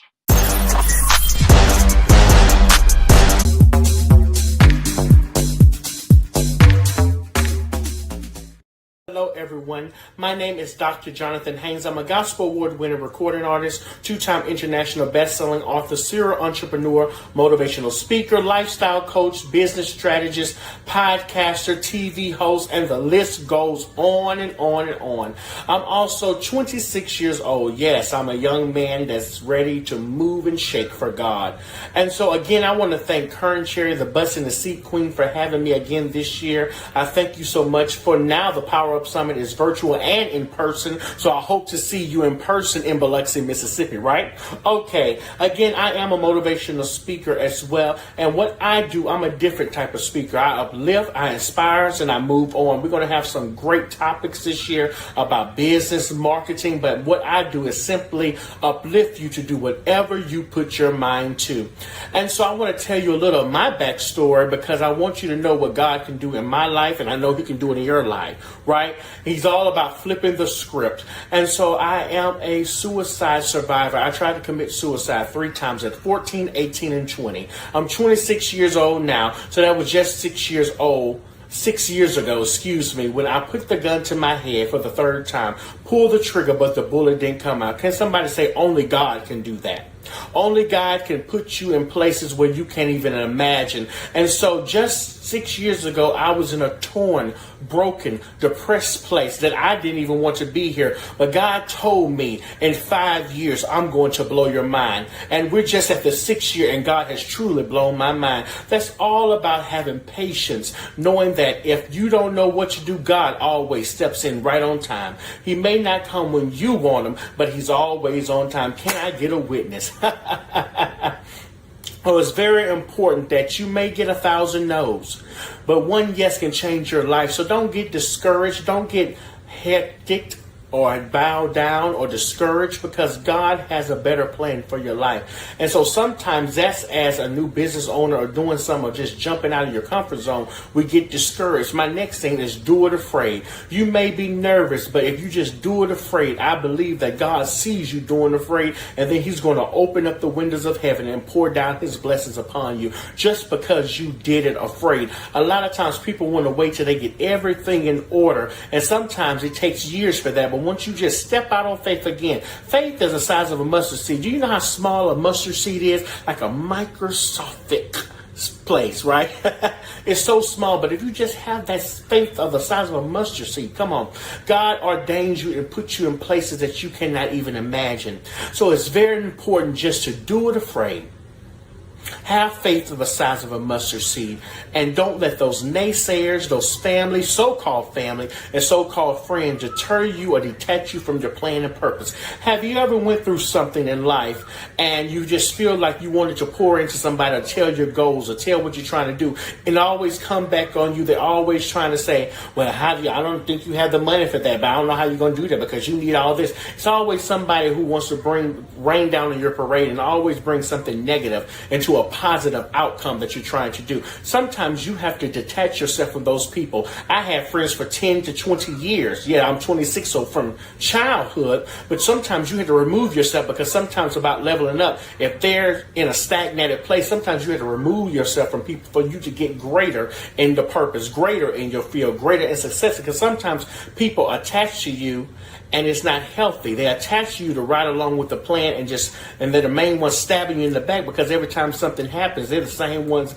behind your backs, gossiping and telling all your business, or just don't want to see you win. It's jealousy and hatred. But we have to have the faith to know, as business owners or whatever you have to do, you have to look on the inside of you and say, okay, I feel like we haven't been close, and every time I have something good going on, they always got something negative to say. That's a mind-boggling moment right there, that you have to detach yourself. I know it's going to be hard, but watch what I say. When you remove toxic people and remove negative people from around you, you will elevate. I'm going to tell a story of mine. A personal person of me. My aunt always had something negative to say about me. And I'm just being transparent, because that's who I am. Every time I had something going on, she would text or email my mother at the time, just saying, is this real? Is this true? And it was my purpose and goal to let them know that, watch how God works. You always have something to say, but look at me now. Look at what God can do. And they don't have nothing to say now, right? Because it's always about doing things on the low and then watch God work. And also, I always say this, when you're in business or trying to do something, don't tell all your little secrets and business advice and all the little great things you got going on, because sometimes, and this is a part of me as a motivational speaker, I hope you're getting something. Like I said, I just uplift, inspire, and tell you the TRUTA, truth. And a lot of times, again, you just can't tell everybody your business. You can't tell everybody around you. Sometimes you think it's the people that's closest to you that they're going to have your support, but those are the main ones that's stabbing you in your back. So it's always, remember, always keep your eyes open, right?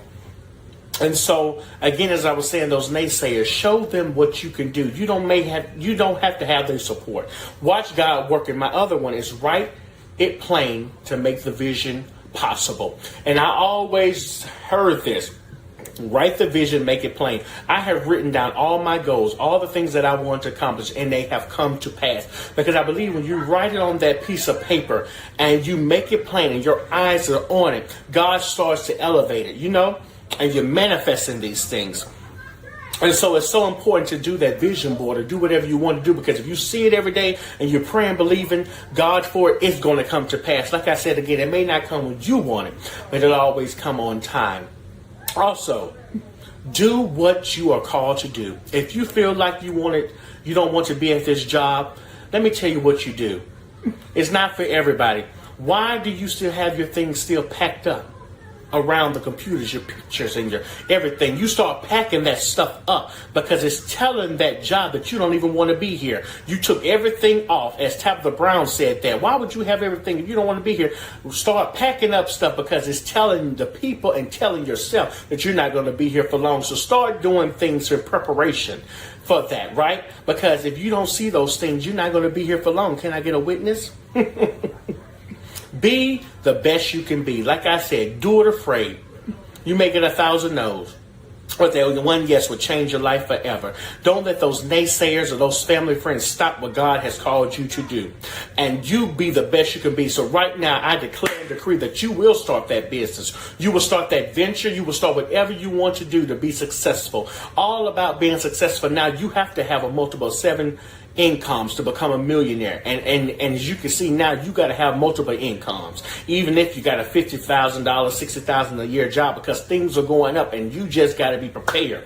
Even if it's a cookie bake sale, even if it's a hair care product, it's so many around, but you start doing things to edify you and make sure that your family and your children's children are set. I'm starting now. I don't have any children, but I'm going to make sure my children's children is set. Make sure my mother right now is set, because she is still here. And it's always important. That's my son's, my support system, my number one cheerleader. As a single parent, she did everything that she was supposed to do. Now I am showing her that her works didn't go in vain, because she could have given up on me after I was hanging around. I'm going back to my backstory, hanging out with thugs, hanging out with drug dealers, tried to commit suicide, doing all these things. She could have given up on me, but she did. And she told me this, I know there is something on the inside of you and I'm going to help you succeed. And look at me now. So it's my mission to help her. So when it's always somebody that's always with you, make sure they're around you the long way and make sure you take care of whoever it is that always had your back.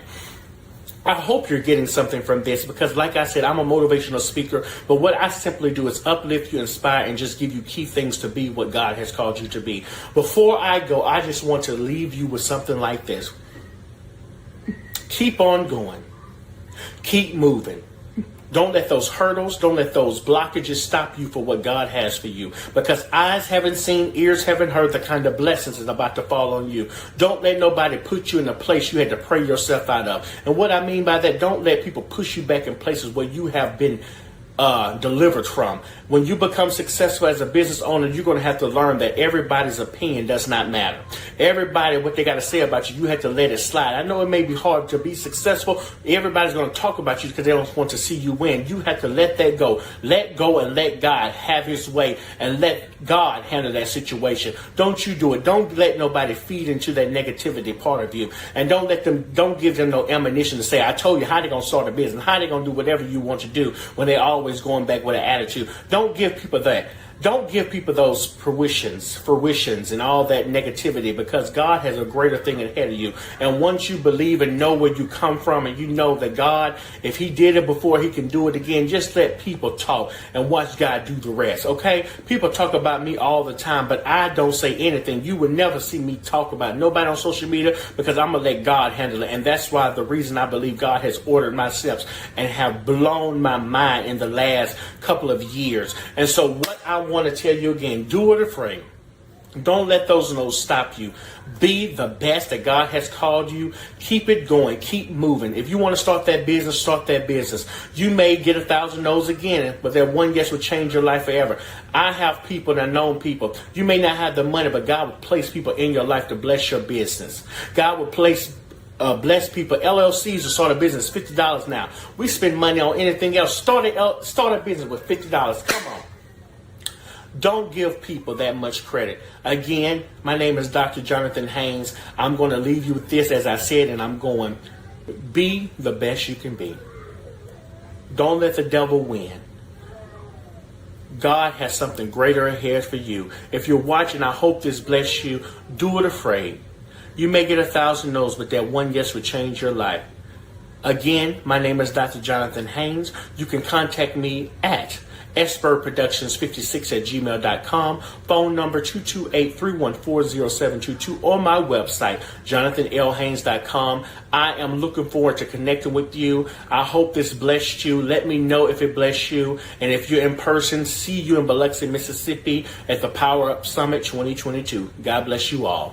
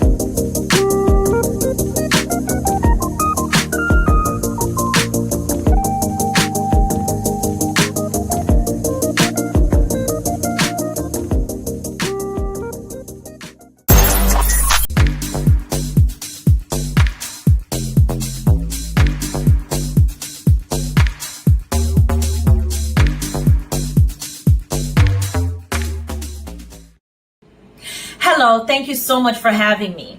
My name is Omenasa Oruma Akomolafe, aka Lady O.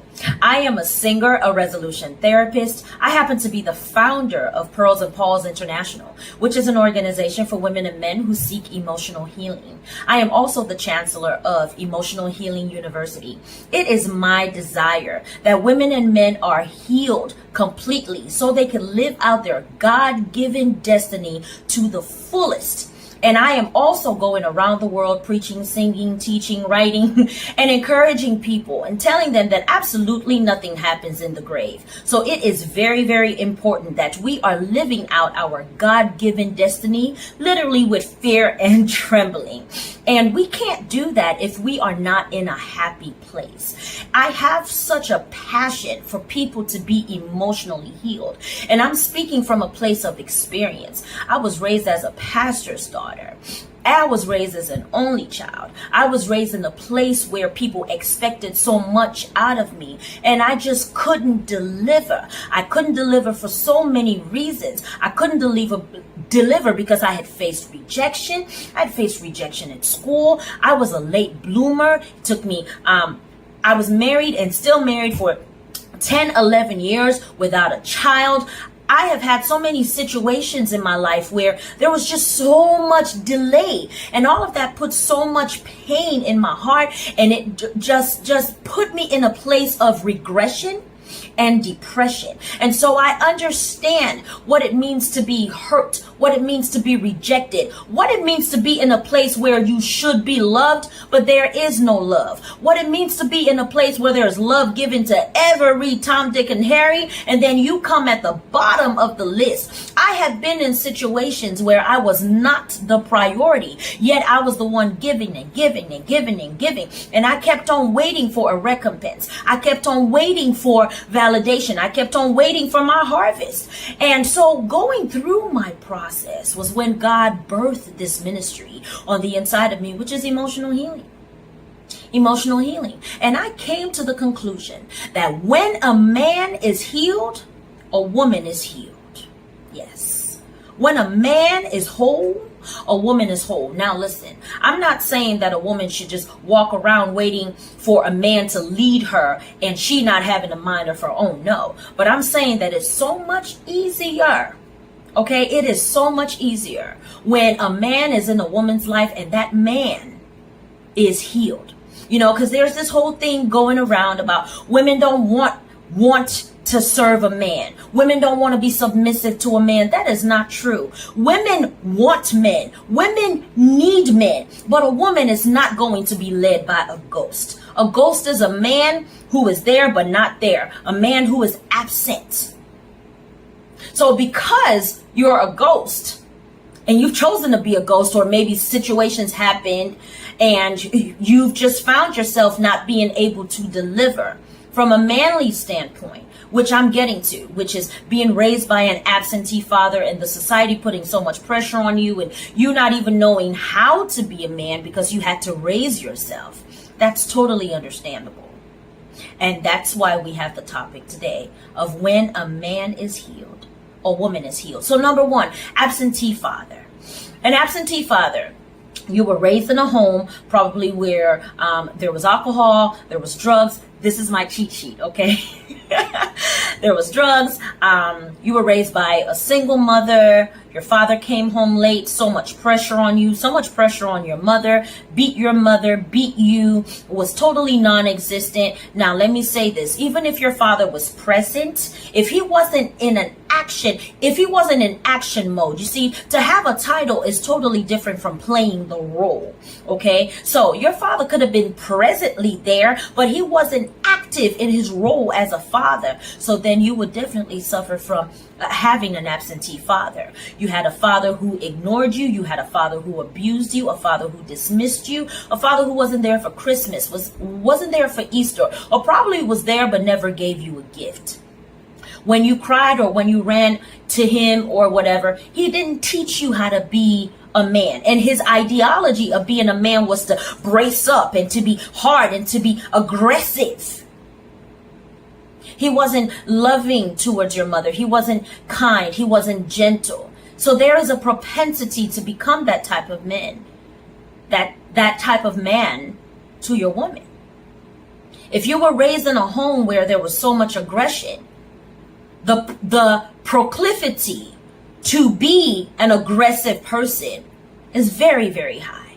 Very high. Now, I did not say that that's a guarantee, but you will know if you have the propensity to be a certain way because of how you were raised. And a lot of people don't take that into consideration. They just tell themselves that they're going to make it and they're going to be good fathers and they're going to be good mothers, not considering where they're coming from. It's not enough to just say, oh, no, I am not going to be like my mother. I am not going to be like my father. No. You literally have to work it out within your soul. It's going to be hard work because you were raised in an environment where you didn't know any better. That's all you knew. Okay, so that's an absentee father. And now we're going to go to number 2. The effects of an absentee father.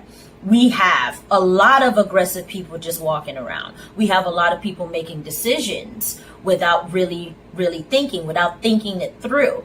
And the major thing is that edging God out, which is an ego, because now we think that that's what a man is supposed to be. Why? Because the society is also putting pressure on you to be a man, to pay the rent, to do this and to do that. But the thing is, you don't know how to be a man. A lot of men don't know how to be men because we have very, very less support groups for men. I mean, the ratio of organizations for women as compared to the organizations for men, I mean, it's a far cry, and that's a known deal. You know, a lot of conferences for men is just very, very few pastors, very few coaches that just center on men.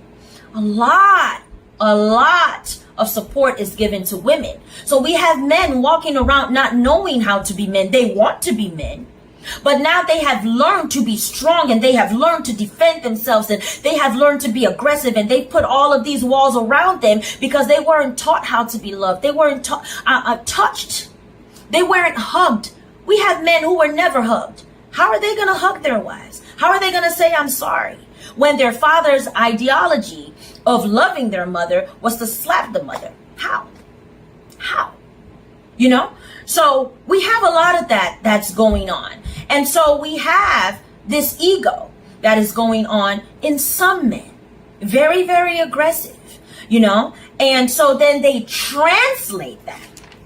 See? So they translate that. So number 1 is the absentee father. Number 2 is the effects of being raised in an absentee, in the home of an absentee father.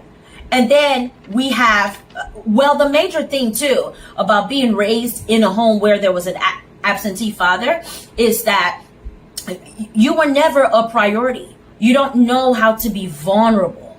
You don't know how to love and be consistent and resilient and loving at the same time. You don't know how to do it all congruently, you know. So it's 0 to 100. And a lot of people don't know that skill because also when you're raised in a home where there's a lot of narcissistic abuse, there's a tendency to lack empathy and self-reflection. So you really don't know. And then you walk out of the house and the society, which is number 3, is putting all of this pressure on you to be a man. And then number 4, while you are on a quest to be a man, mind you, you still don't know what a man is. You hurt a woman.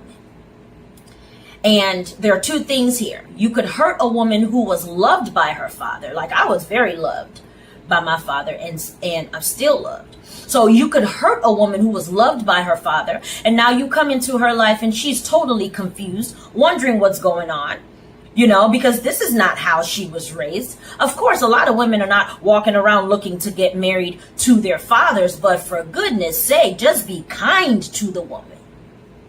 But a lot of men don't even know how to be kind. They really don't know how. And they think that it's by being abrasive and by putting walls and by putting her in her place and a woman being subservient. And that's not it at all. And so we end up hurting a woman without really intending to. And now we have a hurt woman. and hurting people hurt people. And so now it's a perpetual cycle that's going on in narcissistic marriages and violence in marriages, and people just don't know what to do. And then that brings me to, you need a father. That's my fifth point. You need a father.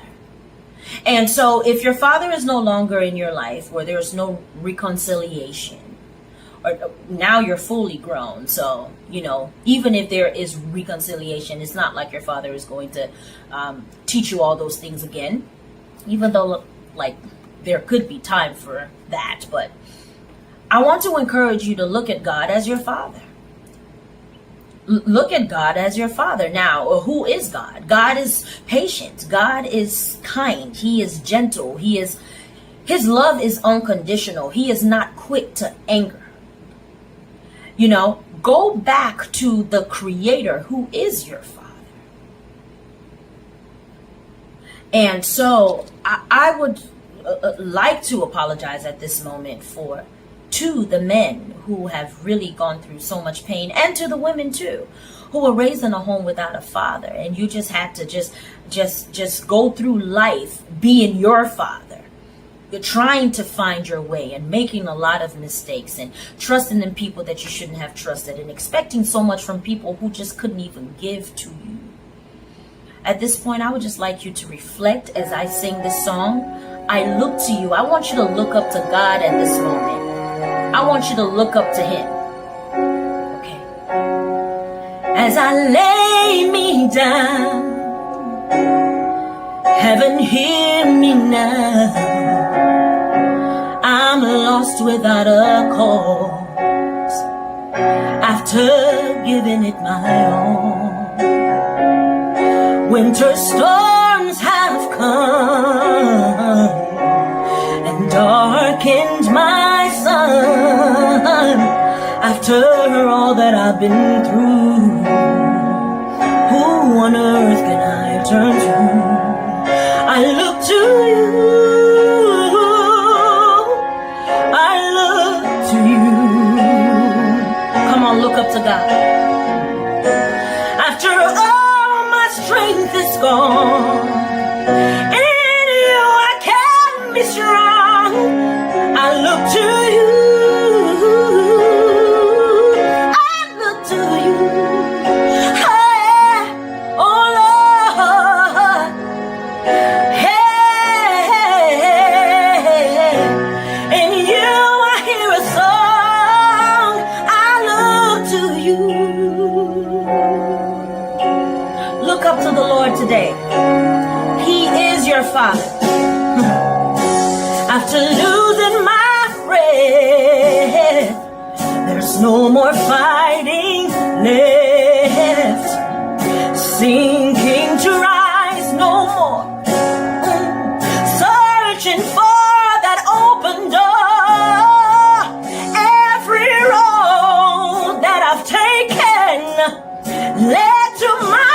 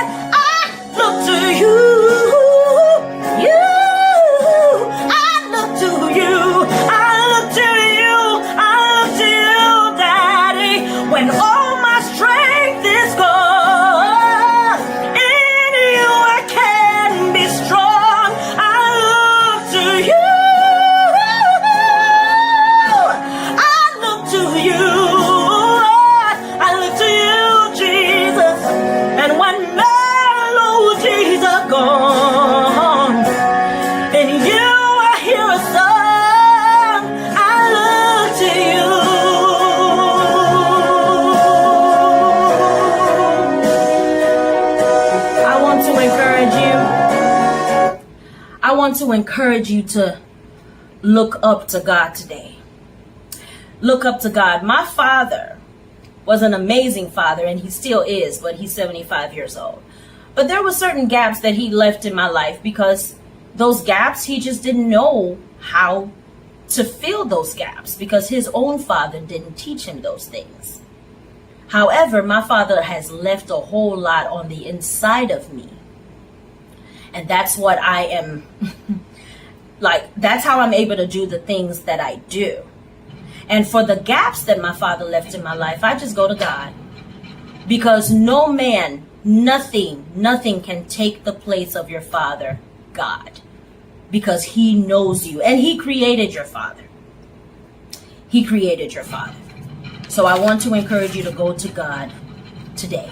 Seek a mentor. Seek a relationship with a man of God. And when I say a man of God, I mean a man who has integrity, a man who keeps to his word, because that's a man.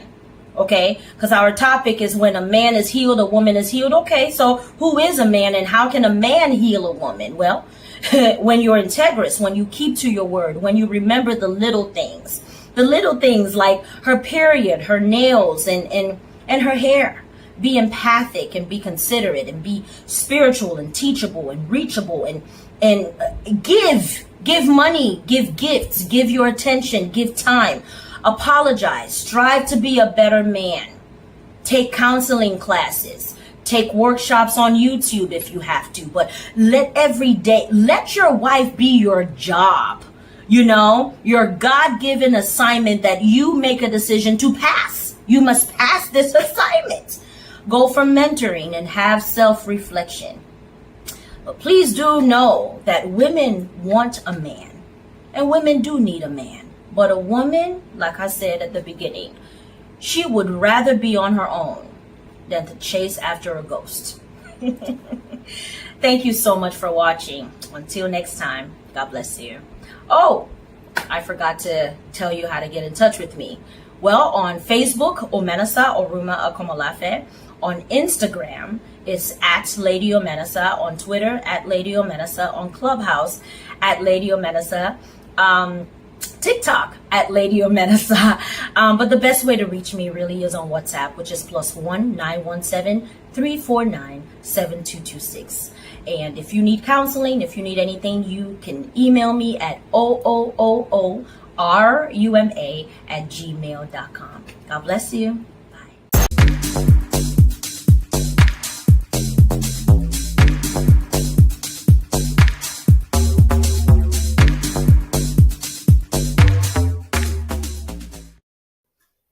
Welcome to this session, Unleash Your Unique Brand of God-Given Greatness Through Podcasting.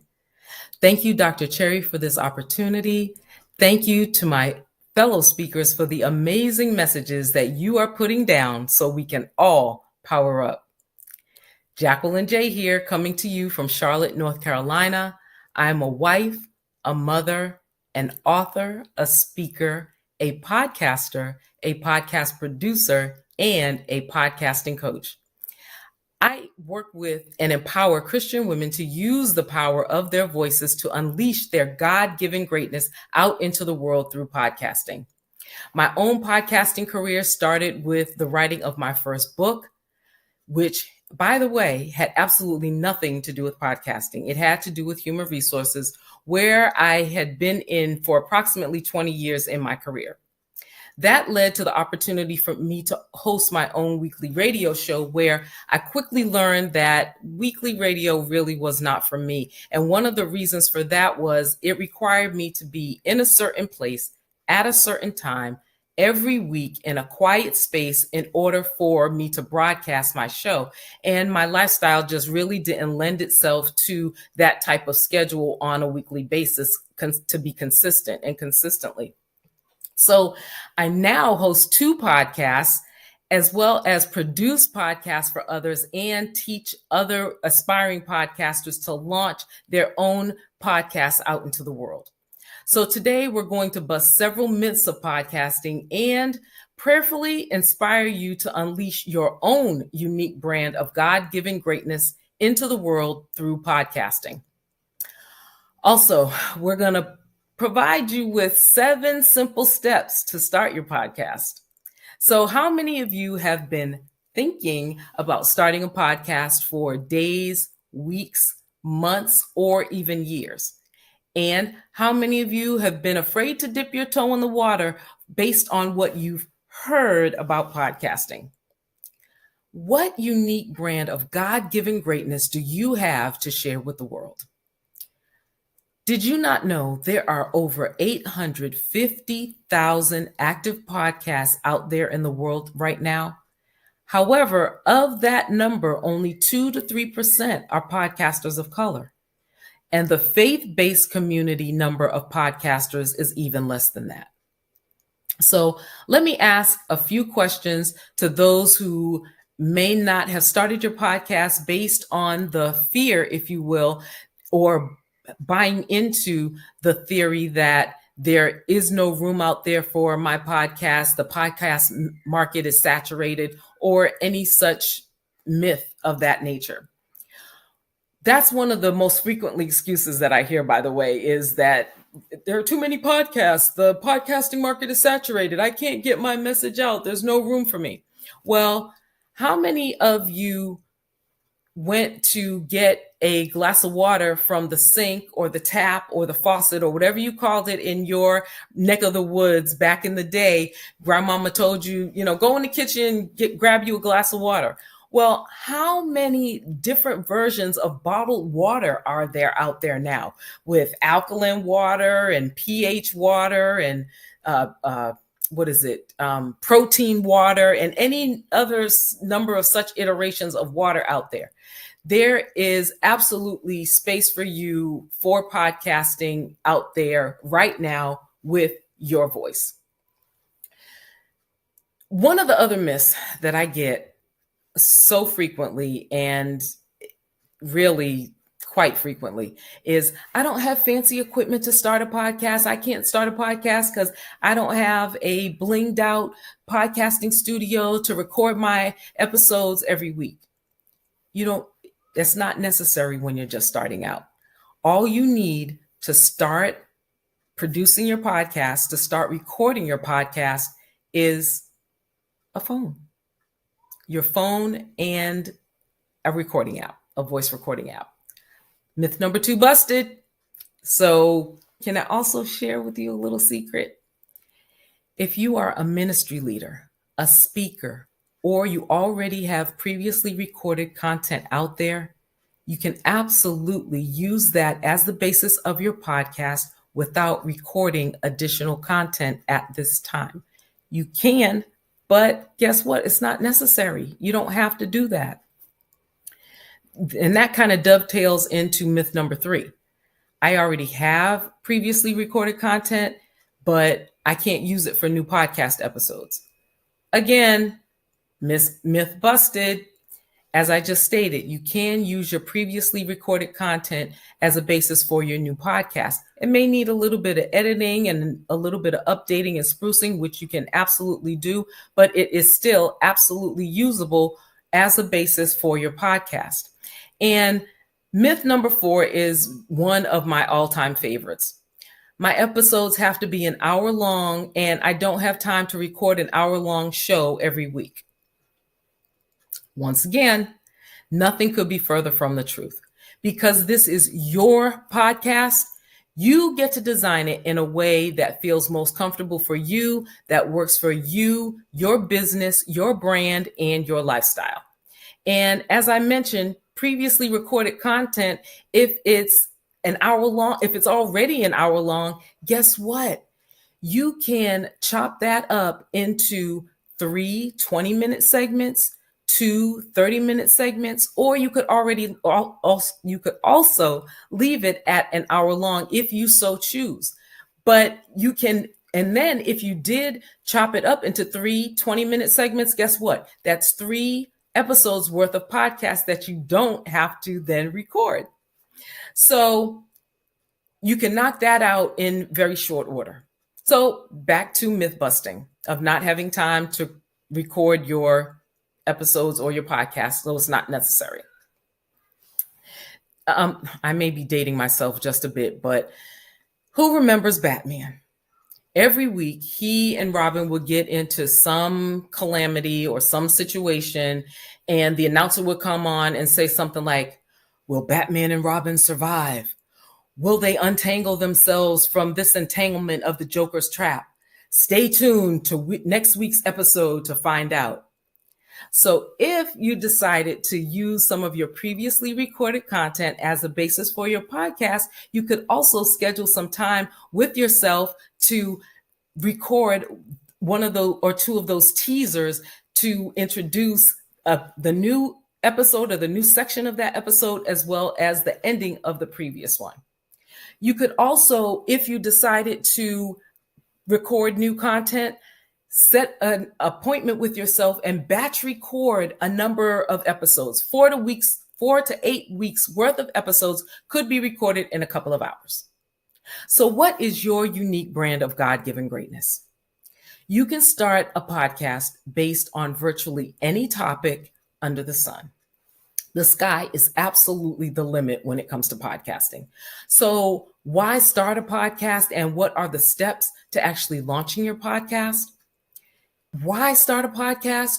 You have a unique brand of God-given greatness that He has given only to you that needs to be shared with the world.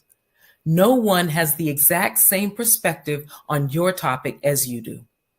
Whatever the Lord has laid on your heart to share, walk in it and do it in excellence. So let's get to the 7 simple steps of starting your podcast. The first thing that you need to look at is your theme and title. What will your overall message be through your podcast? What will you name your podcast? There are many different types of podcast formats out there. You could have a solo or monologue podcast where it's you speaking directly to your audience. You could have a co-hosting situation where it's you and another individual discussing any number of topics. You could have a panel discussion where it's you and 3, 4, or 5 others discussing a topic as well. Think about the Sunday morning talk shows or the Sunday morning political shows where there is maybe a person from a newspaper or a radio station or another network, and they're all discussing a particular political topic. Then you can also have an interview format where you interview a different guest on each episode. There's also the storytelling format where, for those of you that may be authors, you can tell or talk about your book or even read your book as part of your podcast. You could then bring up someone that is reading your book and interview that individual as one of the episodes for your podcast. And you can also have a hybrid of all of the different types of formats of podcasting. Next, you want to look at drafting and recording your intro and outro. Now, for those of you that may not be familiar with an intro and an outro, as far as the intro is concerned, think of something along the lines of your favorite news program. One of my favorites happens to be NBC Nightly News with Lester Holt. So the announcer comes on and says, "Welcome to NBC Nightly News with Lester Holt." That would be an example of an intro. Then at the end of the show, Lester says something like, "Thank you for watching. Thank you for tuning in. Stay tuned for our next, or see you next time," something of that nature. That would be an example of an outro. Then you want to take a look at your graphics for your podcast. What does your podcast distribution host need as far as your graphics are concerned? They will provide that information for you and will inform you what size it needs to be, your thumbnail, your banner, things of that nature. Then you grab your content, get it uploaded, and then promote your podcast. So we've busted several myths with relationship to podcasting, and now there are no excuses left on the table. It's time to stop thinking and start doing. There are so many more facets to podcasting and the way you can integrate it into your business activities. Again, I'm Jacqueline J. I thank you so very much for joining us for using your unique brand of God-given greatness through podcasting. I invite you to visit lswnetwork.com/contact us for additional information. There you'll find several resources, including the 7 simple steps to starting your podcast checklist, as well as a link to schedule a consultation call with me.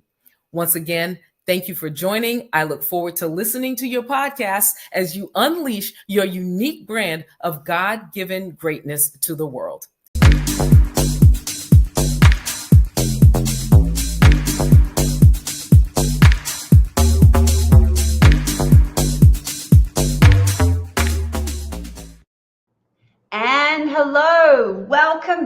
to the Power Up Summit, where Kern and all the other amazing speakers are going to bring amazing things for you to unleash your power. Now, right now, we're going to have an incredible panel discussion. There are amazing ladies that are coming to share with you their golden nuggets, because the topic is how to power up your productivity, stop perfection from letting you be productive. So right now, we're going to bring up onto the stage the incredible Dr. Anika Shirley. Come on up.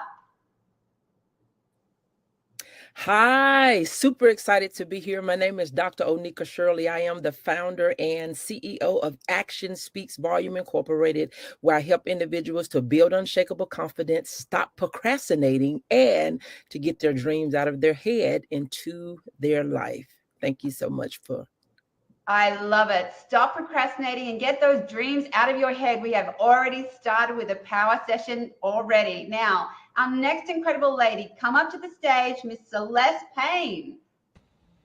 Good.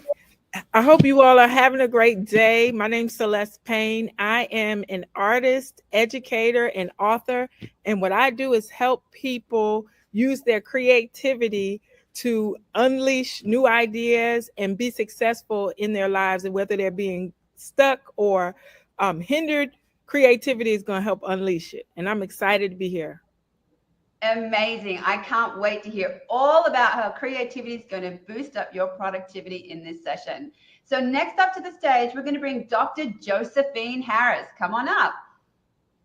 Hello, everyone. My name is Dr. Josephine Harris. You can call me Dr. Joe. I am the CEO of Carmen Minds. I am the mental health expert, where I help military spouses navigate through mental health challenges so that they can find their self-identity while fulfilling a career in self-employment. And that's me. Love it, Dr. Joe. Love it, love it, love it. Okay. Up to the stage next, the one and only Dr. Monique Rogers. Come on up. Hello, everyone. My name is Dr. Monique Rogers. You can call me Dr. Monique. I am the CEO of Right On LLC and Shooting Stars Publishing House. I'm the best-selling author of Call to Intercede, Volume 1 through 8, and also Accelerate. It's an honor to be here on today, to be a part of this amazing panel discussion. Oh, it is an honor to have you with us, Dr. Monique. We're very excited you're able to join us. And we just love the name Monique. So we've got another Monique joining us today. Monique S. Robinson, come up to the stage. Hello, my name is Monique S. Robinson. I am the proud founder of A Better Chance for You Futures Incorporated, where we help and advocate for our nation's HBCUs by sending kids to college debt-free and teaching parents about resources. Amazing. Such important work to do in the world to make sure that the parents know what to do, right? Yes. Okay, now another incredible lady, but we're not over yet. We've got two more incredible ladies. Come to the stage, Miss Siobhan Annette. Hello, everyone. My name is Siobhan Annette. I am the Fire Leadership Coach, where I help leaders step into their power to make greater impact in the marketplace by providing a holistic transformation. And I am super excited to be here with all of you. Love it, love it, love it. Holistic transformation, y'all. That's where it's at. Okay, last but not least, we're going to welcome to the stage Marissa Blodern. Hello. My name is Marissa Bludorn. I am the CEO and editor-in-chief of Own It Magazine and Publishing. I help my people take center stage and own it in their life, their career, and their business. Amazing. Well, so let's get into it. My name is Joanna James. I'm a successful woman, otherwise known as the Business Success Mentor, and one of the co-hosts at this year's summit. It's been an absolute honor and privilege for me to serve with Karen and the other co-hosts this year. So productivity. Okay, if we're going to talk about productivity, we're going to go straight to the heart of what pulls most people back. That's right. We're going to talk about procrastination. So Dr. Anika, I got to throw this one to you, right? Procrastination. What are 3 things people can do to overcome it? Oh, wow. So that's a great question. So 3 things that people can do to stop procrastinating is they can also manage their energy and not just manage their time. They can plan their day the night before, every day, and they can also own their no. So those are the 3 things that I would share with individuals to be more productive with their time. You heard it, ladies, Dr. Anika. And my takeaway out of that was own your no, right? There's a lot of emphasis on saying yes, but own your no, because that's where you get sucked into things that you don't really want to do, right? So productivity is about setting healthy boundaries with everything that you do. Okay, now we're going to go down to Siobhan. Now, you are a fire leader transformational coach, right? I mean, fire leader people, right? Okay. What I want to know from you is what's your best productivity hack with what you do? Oh, I love that question. So one of the first things that's absolutely important is I am one who loves habits. Habits matter. I heard someone say, if you don't plan to fail, or if you don't plan,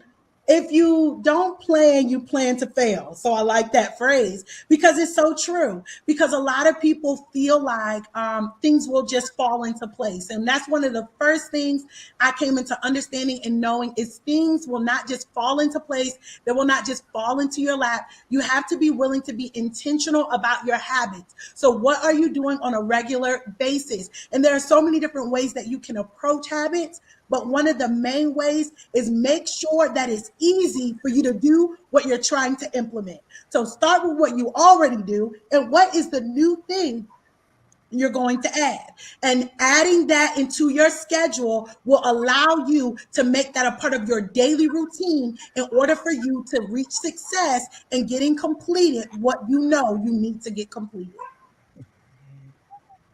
Amazing. Habits.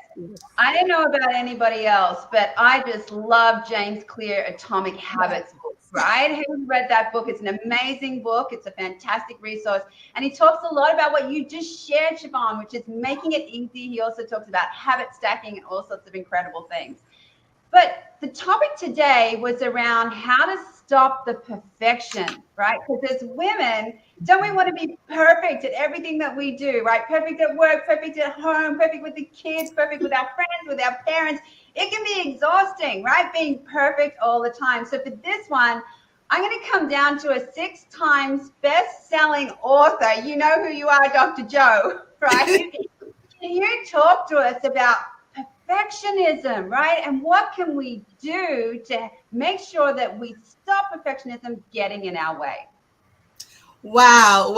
I'm gonna come from a standpoint of the mental health part. So when you have professionalism will help you navigate into failure.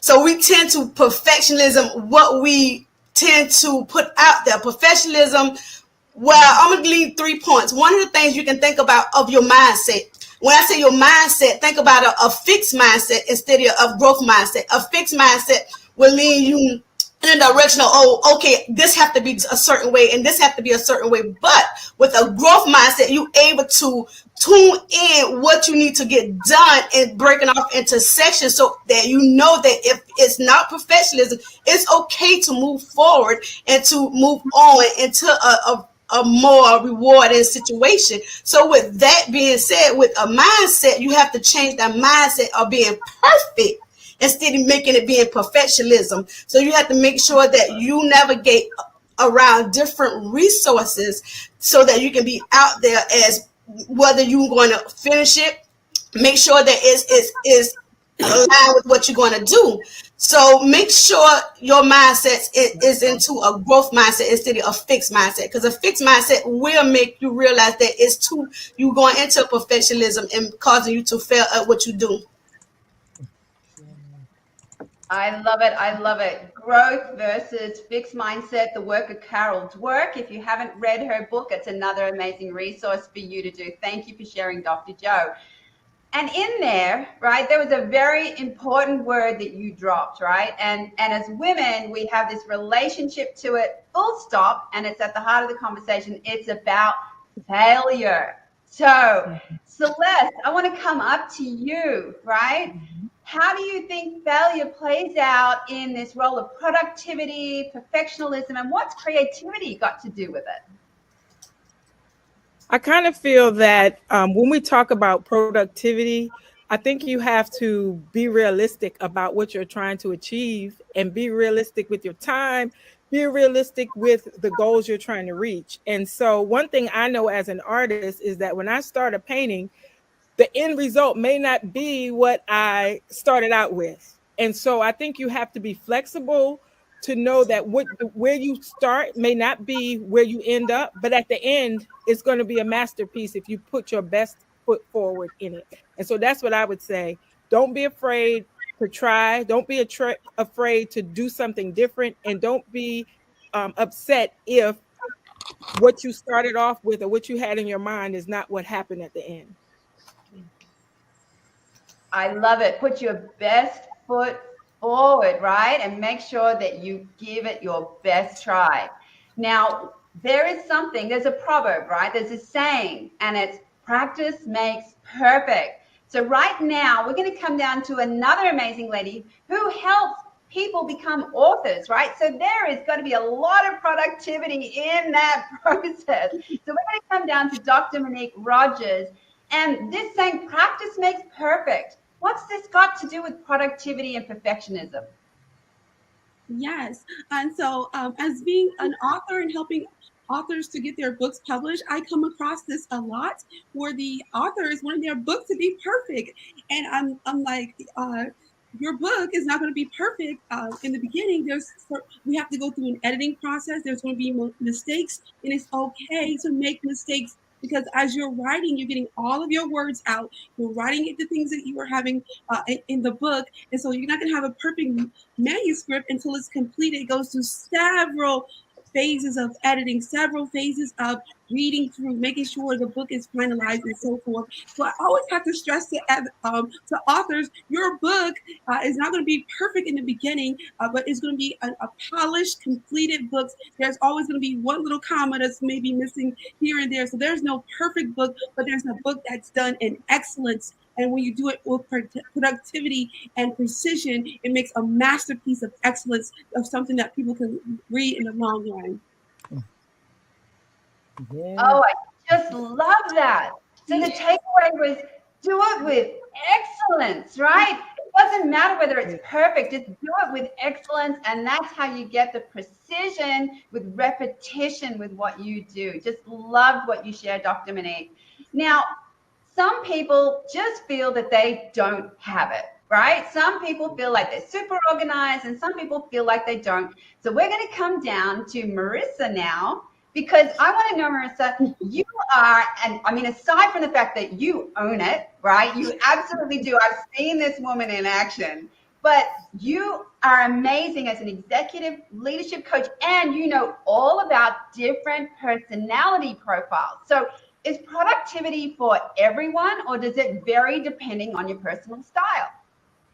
Well, it really depends on your personality. So some people are like, I'm free spirited. So to put me in a box, to do the same thing every single day is drudgery for me. I'm structured. I am a systems thinker. I am high in compliance. I like rules and guidelines, but I also like to break the rules and guidelines. What I say to folks is be anxious for nothing. Embrace all of who you are. That's what Own It is all about. Embracing the good, the bad, the ugly, and indifferent, and being okay with it. That is true self-actualization, is when you take the time to know who you are, what makes you tick, and what ticks you off. What I recommend is being open, and like the other panelist said, flexibility. You have to be open-minded, be flexible, and do what you really desire to do. Don't make frivolous goals, because you're not gonna stick to it. Your why must make you high. It must be the thing that drives you to get up, especially when it's a major goal or a desired achievement. So that's what I say to you. Be anxious for nothing. Make sure your goals really matter to you, and you will reach them. Look at the end result and the impact that it's going to have on you, and stay focused focused on that. What is achieving your goal going to ultimately do for you? I love it. I love it. What tips you off? Right? What tips you off? I just love that one. But what I loved even more is your why's got to make you high, right? Like you've just got to love why you're doing what you're doing. But you know, productivity and overcoming perfectionism holding you back, there's always a lot of preparation with the important things we do in life, right? And it's really important to have the conversation about productivity and preparation. So we're going to come down to a woman that helps youth get prepared for the next stage in life, right? Like that's got to be a challenging thing that you do. We're going to come down to Monique Robinson, right? And I want to hear from you. What are your gems about preparation relating to productivity? Okay. Well, preparation, in a sense, to getting them ready is I always have to be transparent about myself first, because in dealing with teenagers, we all know it's a trust issue. If they don't trust us, they're not going to give us anything. So in dealing with the teenagers, I always tell them my educational journey to success.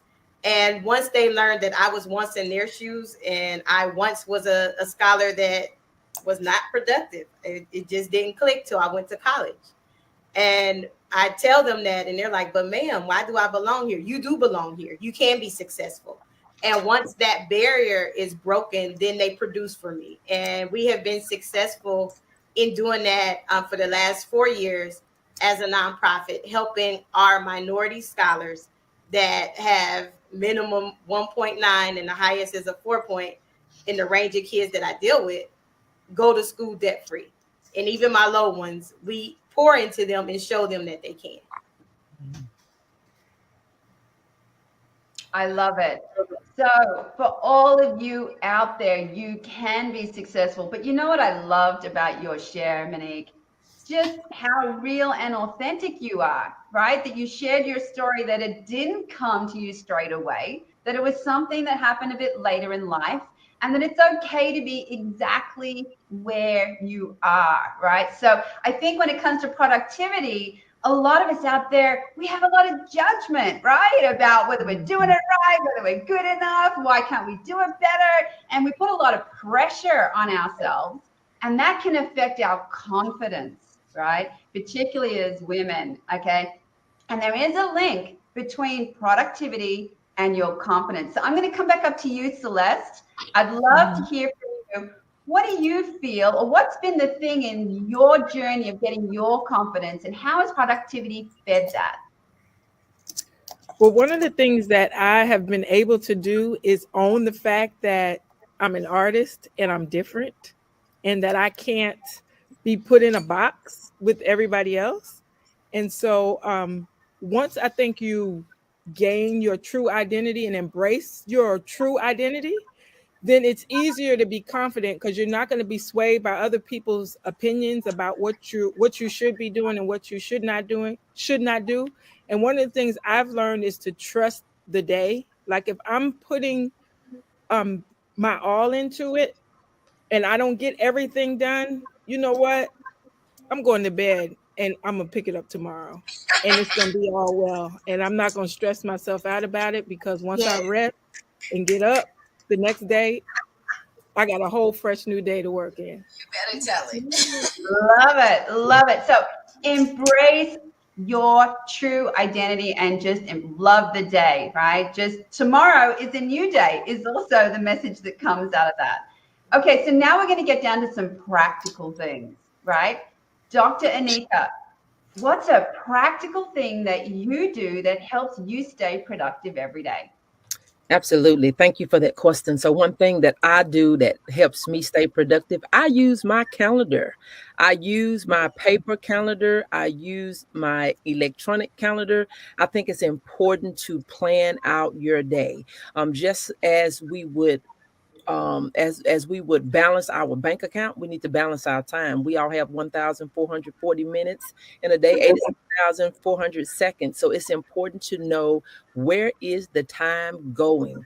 We do not need to spend a day wondering where it went. We need to know where it is going, because we know where we put it. Yeah. Awesome. That's good. I love it. Plan out your day and know where the day is going, where you put it, right? So what I take out of that, Dr. Anika, is you're really in control when you're actually reframing how you think about your day. You can actually control your day. And if you get to the end of the day and it wasn't quite what you thought, just follow Celeste's attitude. It's okay. Pick it up again tomorrow, right? Don't give yourself a hard time. Okay, so we're going to come down to you, Siobhan. What about you? What's one productivity hack or a productivity tool, a gem, a golden nugget you can give to everybody online today? So one thing I would definitely share with everyone that a lot of people may not think about, but I'm going to add it in here because it's important. Make time in your schedule to rest. Because it's terrible to build a productivity habit that is unrealistic and will cause you to be at a state of burnout. So planning a time of rest, meaning making sure that you make time to do things outside of work. Even when building your business, even with building anything, there has to be time for you to rest so that what you're building is manageable. Because if it's not manageable, although you put your foot on the gas at the beginning, your foot is going to go on the brake real soon if it's unrealistic to your lifestyle. Yes. So make sure you make time for those around you. Make time for self-care days. Make time for me, I need to pray. If I go all day and I'm in trouble. I need that time to get back focused, get back centered so that I'm able to continue on with what I need to do. That is going to be a help to those around me. And that's ultimately what we want to do. When we're talking about being women of power, men of power, we're talking about being able to bring our best to the table. And if we're not at our best, we can't bring our best. I love it. If you're not at your best, you can't bring your best. And this session is all about powering up your productivity. Make sure you take time to rest, right? Now, I've got to come down to you, Dr. Joe, right? Because I don't know about anybody else here, but sometimes when there's a lot going on and everything converges at once, we can feel a bit overwhelmed, right? Particularly if we feel like we're not being productive or we're spinning our wheels or we've got too much workload on. So Dr. Joe, can you give everybody online, in those moments when we're feeling a little bit of overwhelm about whether being productive or not, what's your go-to? How do you reframe that? Well, that's a good question. My go-to is my faith. And when I say that, I use very positive affirmation. I say, I start in faith, I stay in faith, I finish in faith, and all together they're going to bring me productive and doing faith. I think positive, I learn accurately, I play more, I be myself, I smile, always love passionately, I live freely, work hard, shine bright, dream big, relax off, and guess what? I enjoy myself. So that's what brings me. I do the really good affirmation of my faith. I love it. Love it. Love it. Affirmation. Siobhan also talked about the importance of having time to pray. And you know what I loved about what you said? Just enjoy it, right? It's like, just enjoy the ride, people, okay? Because that's what it's all about. Now, there are some incredible resources out there for people to learn more about productivity. And I'm wondering, Monique, do you have any books that you would recommend that maybe people could read or reach out to? I do. Actually, I have been reading. It's a mindset. The mindset is the hardest thing to change for anybody. And once I figured out the mindset of the people that I work with, the mindset of learning about the scholars that I encounter, because what I do is all about relationships. Because if they don't trust me, they're not going to trust me with their child's future or when we go on college tours. So I believe the book is called Growth Mindset. I do not know the author, so I apologize for that. But I'm quite sure the panel of educated women that we have probably have read the book. But that's one of my go-tos. But as the previous panelist said, I have a strong faith. I guess some people would say crazy faith, because who in their right mind would want to deal with teenagers in the way that I do? And I deal with the ones that are like me, that did not like school at all. And then I take them to a homecoming, or I take them on a college tour, and then they're hooked. So that's how I do it. I love it. Crazy faith. I absolutely love it. So I think the book is by Carol Dweck, Dweck. I think that's it. Now, we've also got another lady in the house that's all about books. So Dr. Monique, I want to come to you. What's your go-to resource that maybe people out there can read? Well, one of my greatest go-to resources that I would highly recommend people to read is the Bible. If you're a believer, that definitely gets me through the day and makes me a lot more productive in reading the book of Psalms every day. And a proverb, I have found that reading a proverb every day has helped me tremendously as a leader and as a minister and as an educator. It's done a tremendous job in helping me. And another book, if you're a reader, is also an amazing book that I have read several times. It's called Think and Grow Rich. I tell you, every time I read it, I feel like I'm a multi-millionaire just from reading it. So Think and Grow Rich and the Bible. Amazing. I love it. Napoleon Hill, the grandfather of all self-development, right? I mean, incredible. Now, Siobhan, you've also got a couple of books to put on the table. Let's come back to you, and then we're going to have a chat with Marissa. All right, Siobhan, what do you recommend everyone can get stuck into? Yes. So John Maxwell, an amazing speaker, teacher, coach on the area of leadership. He has a book called Make Today Count, which is absolutely amazing. And then I actually have a friend who wrote a book called Habits, Not Hopes. Her name is Coach Caitlin, and she's actually a part of the John Maxwell team. So John Maxwell, Make Today Count, and Habits, Not Hopes by Coach Caitlin, and Coach with a K. Koach, Caitlin with the K as well. But those books are absolutely phenomenal. Thank you for sharing that. And for those of you that feel like you may not be readers, if you're like me, like if I get in bed at night and read a book, I'm asleep within like 5 minutes, right? So I have to do it in the morning. So one of my productivity hacks was I love audiobooks, because guess what? I can be doing other things while I'm learning too. I can be doing the washing up, I can be walking, I can do whatever I need. So get yourself some audiobooks too if you feel like reading isn't really your thing.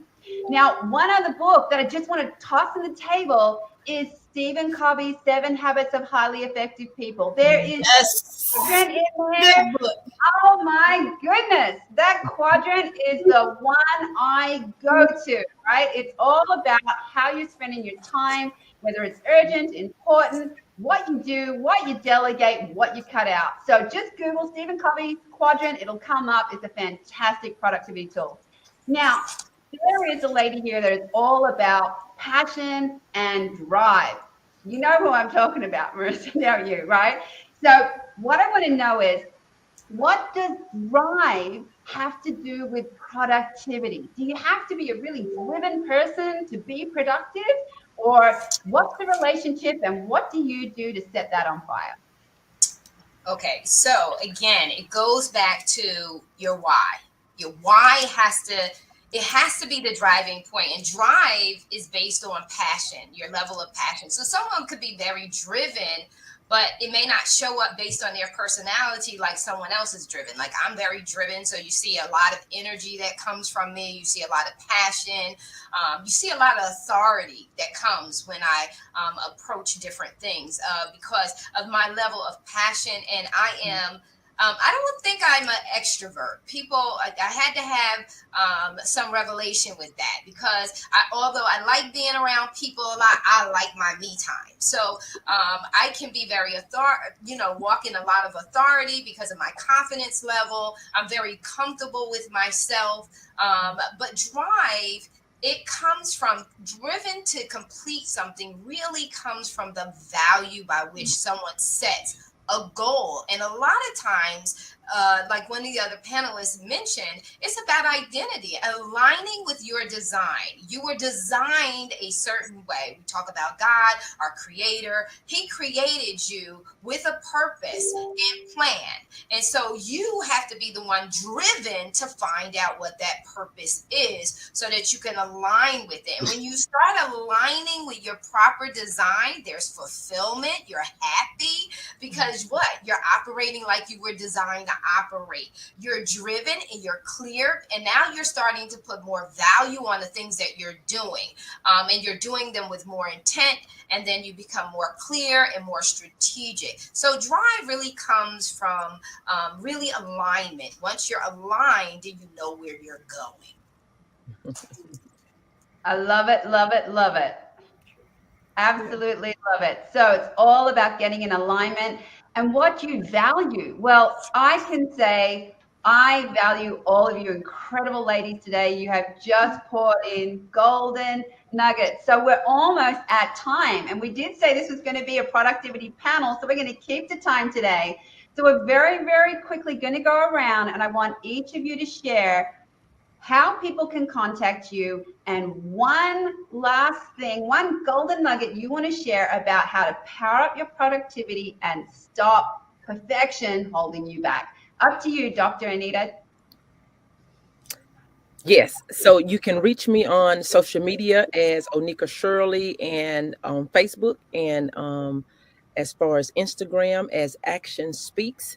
And I think you just own your journey and appreciate your process. I think sometimes we get wrapped around the outcome, but appreciate the process, and the process would allow you to be driven to do the things that you need to do every day in a timely fashion.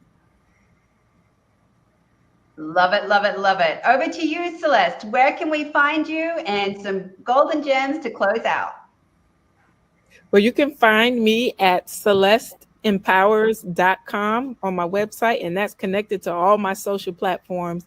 And one nugget I would say is the things that you know that you're not good at, find somebody that can do it and help you so that you can still be productive without stressing yourself out. I love it. Okay, down to you, Monique. Yes, you can find me on all social media platforms. We are listed under ABCU Futures Inc. Or you can find us on our website, which will provide you with the link tree to all of our happenings at www.abetterchanceforyouFutures Incorporated. And I guess my golden nugget or takeaway would be a stiletto in the room of flats. I say that always. I always say that because you have to be different and daring to produce. I just love that. Be a stiletto in a room of flats, people. How fantastic is that? Okay, Dr. Monique, over to you. How can we get in touch with you? Yes. Hello, everyone. You can get in touch with me on Facebook under Dr. Monique Rogers, or on Instagram under at Dr. Royalty 7. You can also reach me on LinkedIn under Dr. Monique Rogers, and also on Snapchat, TikTok, YouTube, all social media platforms, and Clubhouse at Dr. Monique 7. You can reach me on that. One of the things I want to inspire people to just understand is in productivity. One of the things that I do every day is do a dry erase board. That's something that I learned from being a classroom teacher, and it helps me just to actually write it down and see it daily. So sometimes you got to write it down and see it daily to continue to be productive every day. If it's a sticky note, if it's a note on your phone, with reminders, whatever you got to do to remind yourself. Stay productive, but don't beat yourself up if you're not productive, and don't.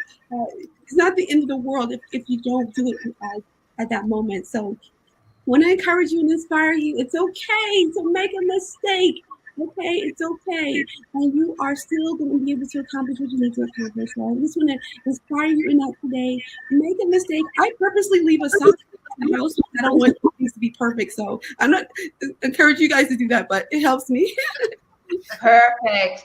So it's okay to make mistakes. In fact, we all pass failure on the way to success. But what I loved about your board is that you can cross it off. How satisfying is that when you go tick, done? Love it. Okay. Down to you, Dr. Joe. How can the audience find you?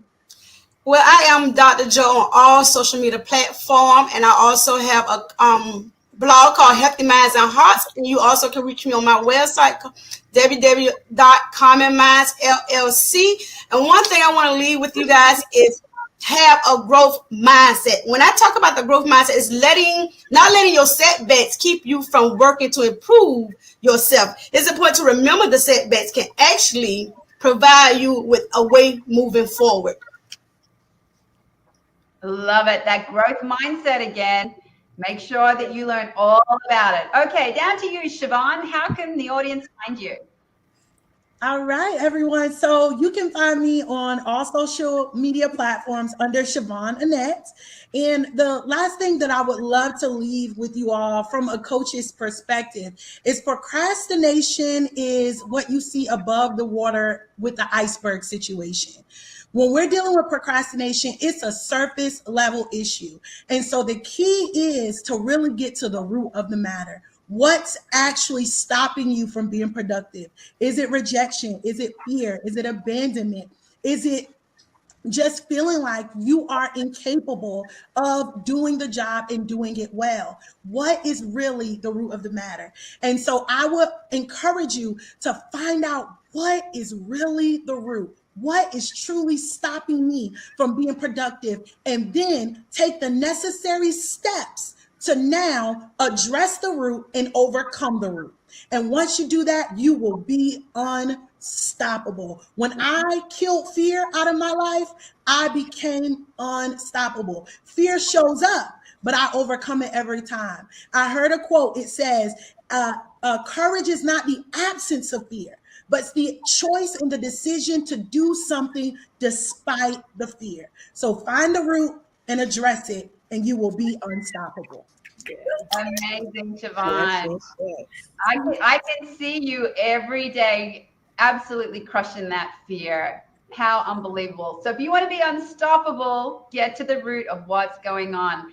Okay, now last but never least, we're going to come down to Marisa. How can we find you, and what's your golden nugget you want to leave with everyone today? So you can find me, as you can see, my name is very unique. So you can Google me away. You can find me. My business is tcsconsultingllc.com. You can go there. I'm on Instagram. I am on LinkedIn, Twitter, as well as Facebook. You can see any of my live shows on YouTube. Just put my name in, and all of my live shows come up. The nugget that I would leave to you is become defiant. Become defiant in your faith, defiant in your confidence, and defiant in saying, yes, I can, and yes, I will get it done. Again, I will repeat, your why must make you high, because if you have a high value on what it is that you desire to do, you will achieve it. If it means the world to you, you will not give it up. I say every day, I will not leave this earth until I fulfill the purpose and plan that God has for my life. That is my drive. That is my defiant faith in trusting him and believing that what he said in his word pertaining to me, he shall and will bring it to pass. And so I just charge you, be defiant. Absolutely. Marisa, you are a woman on fire. I've got absolutely no doubt you're going to get it done well before you think to, because you're amazing with that. All right, so my name is Joanna James, and I'm one of the co-hosts, and you can find me at thesuccessfulwoman.com and all the social media of The Successful Woman. Or if you want to connect with me, come see me in person. I'm in Biloxi, so come grab me. Love to have a chat with you, a cup of tea, a cup of coffee, whatever is your preference. But right now, it's really important because we need you to jump online and get those VIP tickets, right? If you haven't already done so, you want to do that so that you can be in the room with all the incredible people that are going to be in Biloxi. And I want you right now just to send some loving to all the incredible panelists we've had today. They've all poured into you amazing nuggets of wisdom. So what I want to share with you is just a little wrap up of some of the highlights from today. Remember, plan, own your no. Habits, they matter, but make them easy.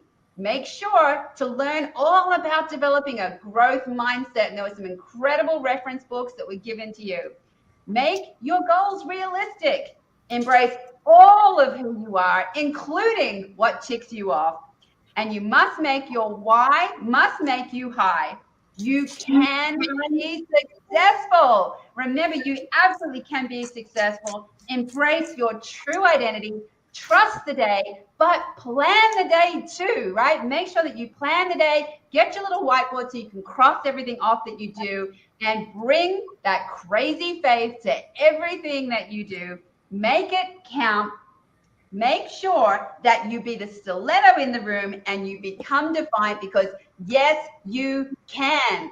What an incredible panel we've had today. And I just want to wrap up with a beautiful quote by Salvador Dali. And he said, have no fear of perfectionism. You'll never reach it. I love that. And with that, we're over and out, back to the amazing summit. Look forward to seeing you all soon. Bye-bye.